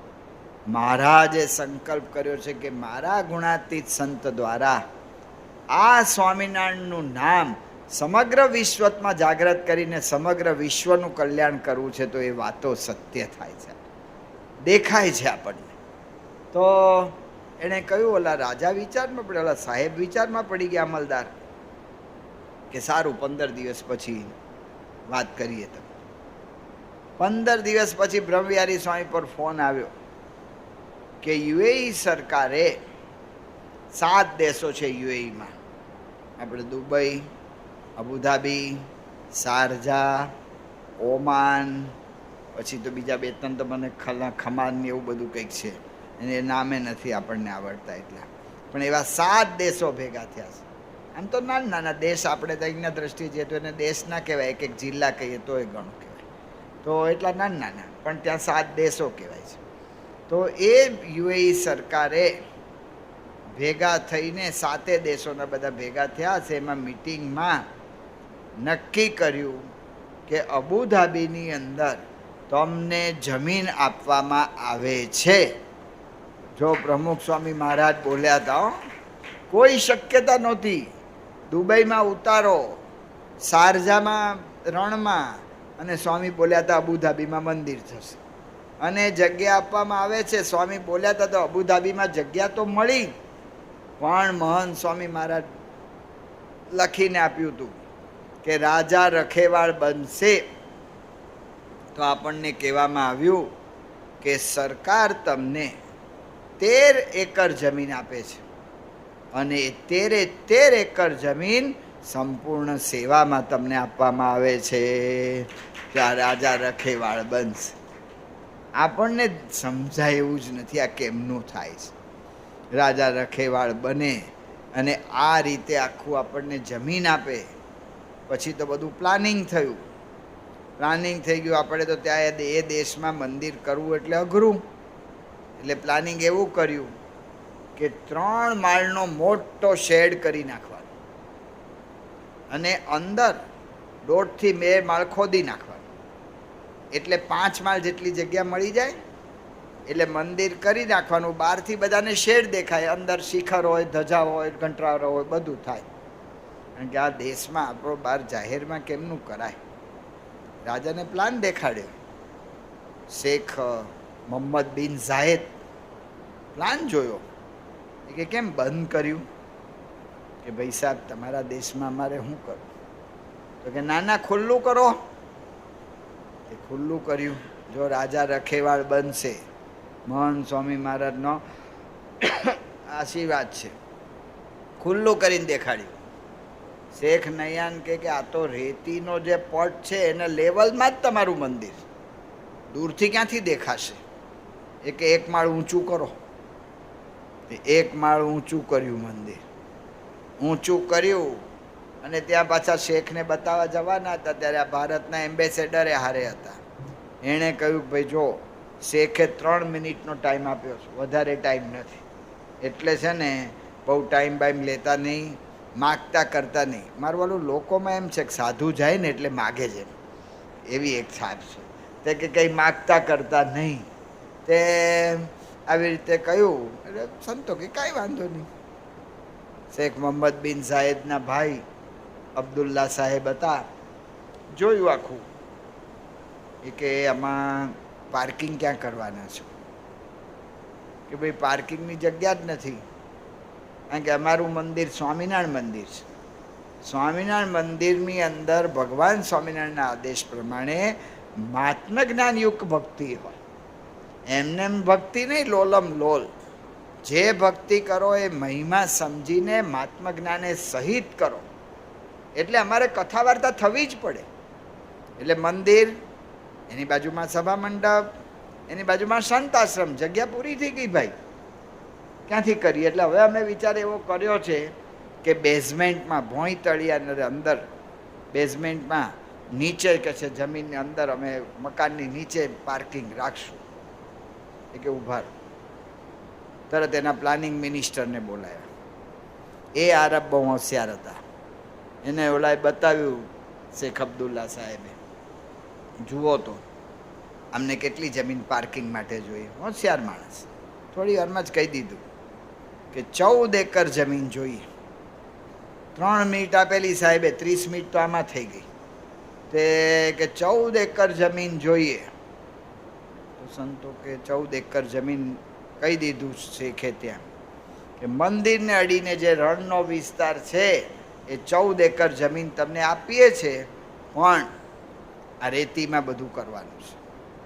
રેતીની અંદર તમે ગમે એટલું રોલર ફેરવો ને, એક દાડો રેતી દબાય, બીજા દાડો પાછું પાણી છાંટીને પાણી સુકાઈ ગયું હોય એટલે પાછી ઉડવા માંડે. એટલે બહુ ધ્યાન રાખવું પડે બાંધકામ કરતાં.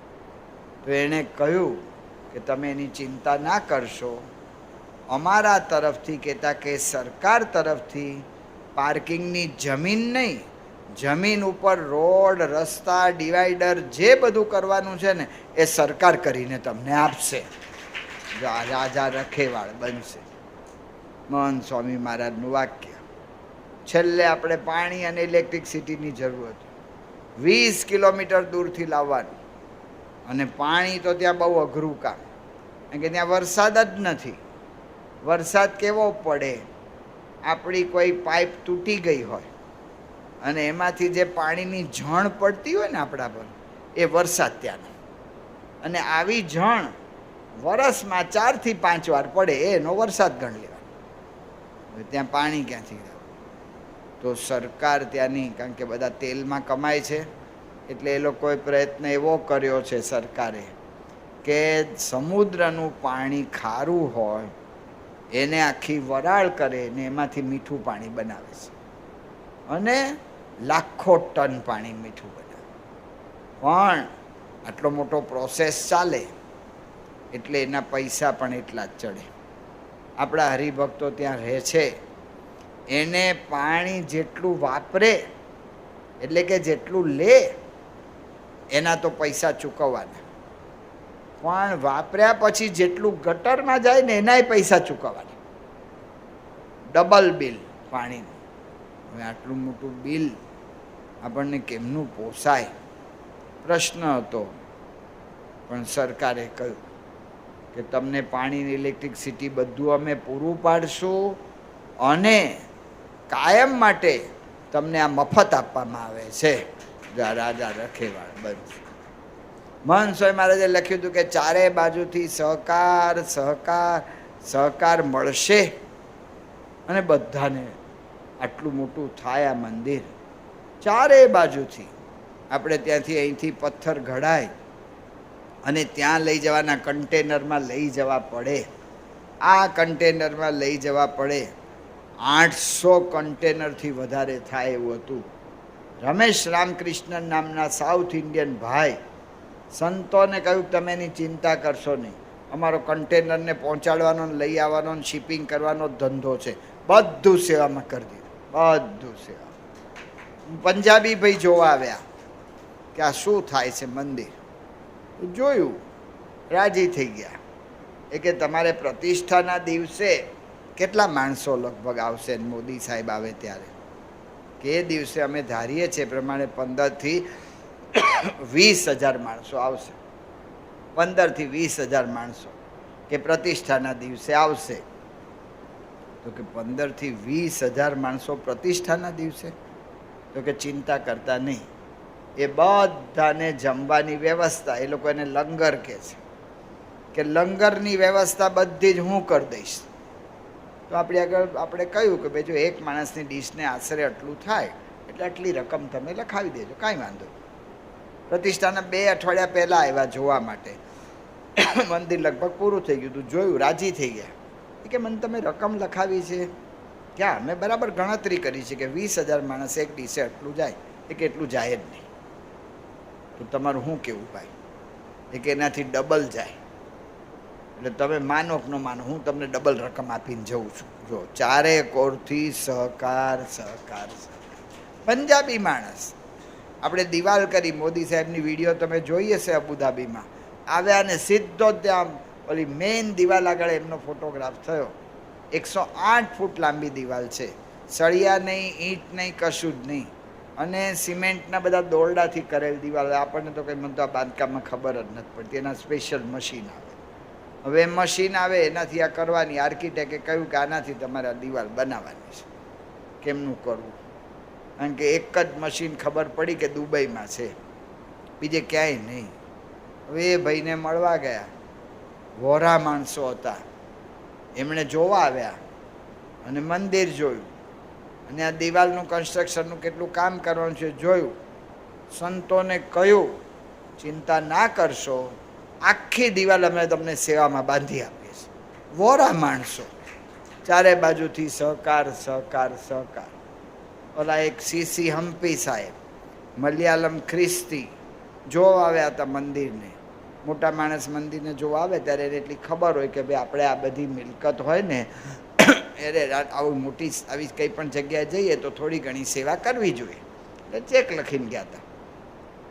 સંતોને મળ્યા, જોયું મંદિર પહેલાં, સંતોને મળ્યા. એ કે ઊભા રહો સંતો, હું તમને મળું છું, એમ કરીને એના ગાડીમાં ગયા. જે ચેક લખ્યો તો એ કેન્સલ કરી નાખ્યો. બીજો મોટી રકમનો ચેક સંતોને આપ્યો. સંતોએ કહ્યું પણ તમે કોણ છો, શું છો, વાત તો કરો. તો કે હું મલયાલમ ખ્રિસ્તી છું. આ બધા ઇન્ડિયન બાંધતા હતા એટલે જોવા આવ્યો કે ઇન્ડિયન શું કરે છે. પણ કે આ તમે શું ધંધો પાણી કરો? કે હું હોટેલ ને મોટેલ, મારી દુબઈમાં ને અબુધાબીમાં મળીને 8 થી 10 હોટેલ મોટેલો છે મોટી મોટી. સંતો રાજી થઈ ગયા કે અમારે 125 સંતો લઈને અહીંયા આવવાનું છે, અહીંયા આવવાના છે દેશમાંથી. એના ઉતારા માટે આ મંદિરની નજીક અમે હોટલ કે મોટલ ગોતીએ છીએ, કારણ કે નજીક હોય તો સંતોને સરળ પડે, દૂર હોય તો ટાઈમે આવી ના શકે ને અમારે ગાડી બાડી ચલાવાય નહીં. તો કે આ જે તમારો કલ્ચરલ ડિસ્ટ્રિક્ટ સરકારે ફાળવ્યો છે એની આગળ જે સર્કલ છે, એ સર્કલ આગળ જે મોટેલ છે ને મારી જ છે 50 રૂમની. અને હું તમને વચન આપું છું કે મોટલ તમને આપીશ. કે હજી કોરોના કાળથી એ મોટલ મારી બંધ છે, કારણ કે હવે યાત્રિકો મુસાફરો એટલા આવતા નથી. પણ તમારે સંતોને રાખવા છે ને તો એને 3.5-4 મહિના સુધી બધા ઓલા પ્લમ્બિંગવાળાને, ઇલેક્ટ્રિશિયનને, આન તેન બધા માણસોને રાખી આખી મોટલનું બધું રિપેરિંગ કરાવી નાખ્યું, રંગરોકાણ નવા કરાવ્યા, બધું કરાવ્યું. પછી સંતોને વાત કરી કે મારી મોટેલમાં એક હોલ છે, એની બાજુમાં રસોડું એ છે, તમારે વાપરવું છે? ભાઈ અમારે જોઈએ જ છે, રસોડું ગોતીએ જ છે. કે ક્યાં રસોડું કરવું? તો કે ત્યાં બધું થશે, પણ મારા વાસણો છે ને બધા ઉટકેલા ને સાફ જ હોય, પણ કે છે એની અંદર સ્ટીલના વાસણોમાં માંસાહાર અમે રાંધ્યું. એટલે તમારા માટે હું બધા જ નવા સ્ટીલના વાસણો બધા લઈને આવું છું અને એ જ વાપરજો. 2 મહિના સુધી ખ્રિસ્તી માણસે આપણને બધી મોટલ હોટલ બધું ભેટમાં આપ્યું, એક પૈસો લીધો. આવા તો અનેક પ્રસંગો. મહંસોએ મહારાજે કહ્યું હતું ચારે બાજુથી સહકાર સહકાર સહકાર મળશે. યુસુફભાઈ, ભારતના જેટલા મુસલમાનો ત્યાં રહે છે દુબઈ ને અબુધાબી, એમાં સૌથી વધારે પૈસાદારા યુસુફભાઈ છે. અમદાવાદમાં એક જમાનામાં બિચારા ફેરિયા તરીકે ફરતા હતા, પણ મોટા થઈ ગયા ને ત્યાં પગાર કંઈ ધંધા પાણીમાં આગળ વધી ગયા. ચુસ્ત મુસ્લિમ, રોજ નમાજ પઢવાની, રોજ કુરાન વાંચવાનું, એવા મુસ્લિમ. પ્રમુખ સ્વામી મહારાજ શતાબ્દી મહોત્સવમાં આવ્યા પૂજ્ય બ્રહ્મવિહારી સ્વામીનો કોન્ટેક્ટ કર્યો એટલે મહંત સ્વામી મહારાજને ભેગા કર્યા. મહંત સ્વામીના દર્શન કર્યા ને સ્થિર થઈ ગયા કે હું નિયમિત કુરાન વાંચું છું. કુરાનમાં એવું લખ્યું છે, એવું વર્ણન છે કે જે ખુદાની સાચી બંદગી કરતો હોય ને એ માણસના શિકલ ઉપર એનું નૂર, કહેતા કે એના મુખારવિંદ ઉપર તેજ જુદું જ હોય છે. એ તેજનું જે વર્ણન કર્યું છે, નૂરનું જે વર્ણન કર્યું છે, એ બધું જ મને મહંત સ્વામી મહારાજમાં દેખાય છે. અને એણે કહ્યું કે હવે પછી તમે એક ધ્યાન રાખજો, મહંત સ્વામી મહારાજ દુબઈ કે અબુધાબી આવે ને તો મને કહેજો, મારું પ્રાઇવેટ પ્લેન એમને લેવા આવશે. આપણે તો આ બધી વાત યુસુફભાઈ કરેલી હતી. પ્રતિષ્ઠાનો મહોત્સવ આવ્યો, મહિના પહેલાં પાછું એમણે સંતોને યાદ કરાવ્યું કે યાદ છે ને ભાઈ સાહેબ, મારું પ્લેન લેવાનું છે. એણે સામેથી યાદ કરાવ્યું કે મારે આ સેવા કરવાની છે. સંતોએ બધાના પ્લેનની વિગતો મેળવી. આપણા બધા સ્વામીના સ્વાસ્થ્યનું ધ્યાન રાખનારા હોય એ બધા ડૉક્ટરો વગેરેને બતાવ્યું. એ બધાએ કહ્યું કે આ પ્લેન થોડું નાનું પડશે, સ્વામીને એમાં તકલીફ પડશે. એટલે સંતોએ કહ્યું કે તમારું પ્લેન સેવામાં છે, અમે બીજી રીતે વાપરશું, પણ મહંત સ્વામી મહારાજ માટે અમારે જુદી વ્યવસ્થા કરવી પડશે. કે તમે કરતા નહીં, હું કરીશ. કુવેટના રાજવી વંશનું પ્લેન યુસુફભાઈએ ભાડે કર્યું અને મહંત સ્વામી મહારાજ એ પ્લેનમાં એમણે દુબઈ સુધી, અબુધાબી સુધી લઈ આવ્યા. અને સ્વાગતમાં યુસુફભાઈ હાજર રહ્યા. પાછા સંતોને કહેતા ગયા કે વિદાય વખતે બીજો કોઈ વિચાર નહીં કરતા, સ્વામીને લાવવાને લઈ જવાની જવાબદારી મારી છે. તો સ્વામીના સ્વાગતે એમણે કર્યું, એમનું પ્લેન ભાડે આપ્યું ને વિદાયમાં પ્લેન ભાડે આપ્યું ને વિદાય આપવા માટે પણ યુસુફભાઈ ત્યાં એરપોર્ટ ઉપર આવેલા. ચારે બાજુથી સહકાર. આ શું પ્રાપ્તિ આપણને થઈ છે! આશ્ચર્ય થાય, એક એક કામ માટે આશ્ચર્ય થાય. પૂજ્ય અવધેશાનંદજી મહારાજ પધાર્યા હતા. આચાર્ય મહામંડલેશ્વરના અધ્યક્ષ છે. આ તો પહેલી વાર આપણને બધી ખબર પડી પ્રમુખ સ્વામી મહારાજ શતાબ્દીમાં. અમારા જેવા સામાન્ય સાધુઓ હોય છે, એની ઉપર મહંતો હોય છે. મહંત ઉપર જે હોય ને એ મંડલેશ્વર હોય, મંડલેશ્વર ઉપર જે હોય ને એ મહામંડલેશ્વર હોય, ને મહામંડલેશ્વર ઉપર જે હોય ને આચાર્ય મહામંડલેશ્વર હોય. ને આચાર્ય મહામંડલેશ્વર જે હોય એને પોતાને જ બીજાને દીક્ષા આપવાનો અધિકાર. બીજા દીક્ષા ના આપી શકે, આચાર્ય મહામંડલેશ્વર જ આપી શકે. આવા ભારતના આચાર્ય મહામંડલેશ્વરો જેટલા છે, એટલે કે ભારતના હિન્દુ ધર્મના જેટલા વડા છે બધા, એનો આખો એક સંઘ છે. એ સંઘના અધ્યક્ષ પદે પૂજ્ય અવધેશાનંદજી મહારાજ છે, હરિદ્વારમાં રહે છે. એ પૂજ્ય અવધેશાનંદજી મહારાજ અબુધાબી પધાર્યા હતા ત્યારે બોલ્યા કે આ દેશની અંદર આ મંદિર થયું એ જોઈને હું આચાર્ય મહામંડલેશ્વર સંઘના અધ્યક્ષ પદેથી કહું છું કે આ કાર્ય બદલ BAPS સ્વામિનારાયણ સંપ્રદાય અને પૂજ્ય મહંત સ્વામી મહારાજ એનો સનાતન ધર્મ છે ને કાયમ ઋણી રહેશે. આ આટલું બધું આશ્ચર્ય બીજાને થાય, બધાને થાય. આટલું મોટું કામ કરનાર આપણને શું પ્રાપ્તિ થઈ! કેવા કાર્યો! ખાલી કાર્યોની વાત નથી, આટલા કાર્યો કર્યા છતાં પણ મહંત સ્વામી મહારાજને એનો જરા પણ રંચ માત્ર ભાર નથી, રંચ માત્ર એમના જીવનમાં ફેરફાર નથી. અનુભવ થઈ ગયો આપણને. પ્રમુખ સ્વામી મહારાજ શતાબ્દી મહોત્સવમાં લાખો લોકો આવી ગયા અને છેલ્લો દિવસ પૂરો થયો. રાત્રે 11 વાગે મહંત સ્વામી મહારાજને સંકલ્પ થયો. પૂજ્ય ભદ્રેશ સ્વામીને કહ્યું કે બધા જ પ્રમુખ સ્વામી મહારાજનો જય જયકાર થયો, બધા સંકલ્પો પૂરા થયા. અમારો એક સંકલ્પ રહી જાય, મારે નગરની અંદર બધા બહારથી ઘણા માણસો આવ્યા, એમણે પ્રમુખ સ્વામી મહારાજના દર્શન કર્યા. આપણા હરિભક્તો 25,000થી વધારે આવતા હતા રોજના. એને ફર્યા બધા નગરમાં. 80,000 જેટલા સ્વયંસેવકોએ સેવા કરી. આ બધાની ચરણ રજ મારે માથે ચડાવવી છે. વિચાર કરો, આ પુરુષને સંકલ્પો કેવા થાય છે. અને ભદ્રેશ સ્વામી રાતના આવ્યા મારી પાસે 12 વાગે, મને સંતો આપો, મારે રદ ભેગી કરવી. મેં કહું હવે અત્યારે 12 વાગે, કારણ કે સ્વામીએ કહ્યું. મેં કહું સ્વામીને તો અપાય જ નહીં, આપીશ જ નહીં. બીજે દાડે બાપાને વાત કરી કે બાપા આપને ચરણરથ દર્શન કરવા લાવ્યા છે, આપની બહુ ઈચ્છા છે. એટલે મહંત સ્વામી મહારાજે રજ લઈ આમ હાથેથી ઘસી અને સારી પેઠે માથા પર ચડાવી. મહિમા છે. આ જ પ્રસંગ રોબિન્સવિલમાં પણ થયો. આપણને નવાઈ લાગે, આટલું મોટું કાર્ય કર્યા પછી ચરણ રડ લેવાની ઈચ્છા કોને થાય? જે અહમ શૂન્ય હોય ને એને થાય. હું ટળે હરી ઢૂંકડા,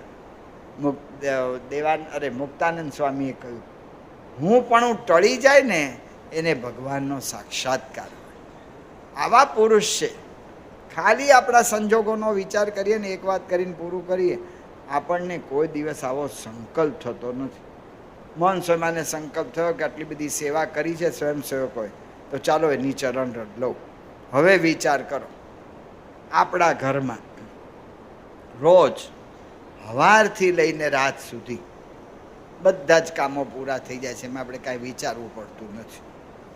એ સવારના ઉઠે ત્યારથી ચા કરવી કે નાસ્તો કરવો, ફલાણું કરવું, કપડાં ધોવાનું, સૂકવવાનું, વાળવાનું, સાફ સૂફી કરવી, ઝાપટ ઝૂપટ કરવું, ના કરવું, તે કરવું, બધું થઈ જાય છે બહેનો દ્વારા. કોઈ દાડો કોઈનો સંકલ્પ થયો? આ વાત મેં અહીં લંડનમાં કરી. એક હરિભગત કહે કે સ્વામી અમે મંદિરમાં આવીએ છીએ ને એ શાંતિ માટે આવીએ છીએ, અને તમે છે ને અમારા ઘરમાં ઝઘડા ઊભા કરો છો. એક રોબિન્સવિલમાં એક હરિભગત કહી ગયા કે હવે હું ચરણ રજ લેવા જઈશ ને તો એ મને એમ કહેશે કે આ તો તમે કંઈ સામે તમે મહિમા નથી સમજતા, આ તો કહેવામાં આવ્યું છે એટલે કરો છો કે છે. સિનસિનાટીમાં એક હરિભગત આવ્યા કે સ્વામી આ વાત પૂરી થઈ, જો આ વ્યક્તિગત દર્શન ચાલે છે ને તો જો આ મેસેજ આવી ગયો. મેં મેસેજ વાંચ્યો. મેસેજમાં હતું કે જલ્દી ઘરે આવો, ચપ્પલ સાથે ચરણ રજ તૈયાર છે. તો કહેવાનું શું કે આપણી કેટલો અહંકાર છે, તો આટલો મહિમા આપણે નથી સમજી શકતા. અને આ કેવા પુરુષ, આ અક્ષરધામના પુરુષ આપણને મળ્યા છે. આ જો એમનું કાર્ય, એમનું ઐશ્વર્ય, એમના ગુણ એ જોઈને આપણા અંતરમાં જો અહોભાવ થાય તો અખંડ આનંદ આનંદ આનંદ આનંદ આવ્યા જ કરે. મહારાજ લોયાના 18ના વચના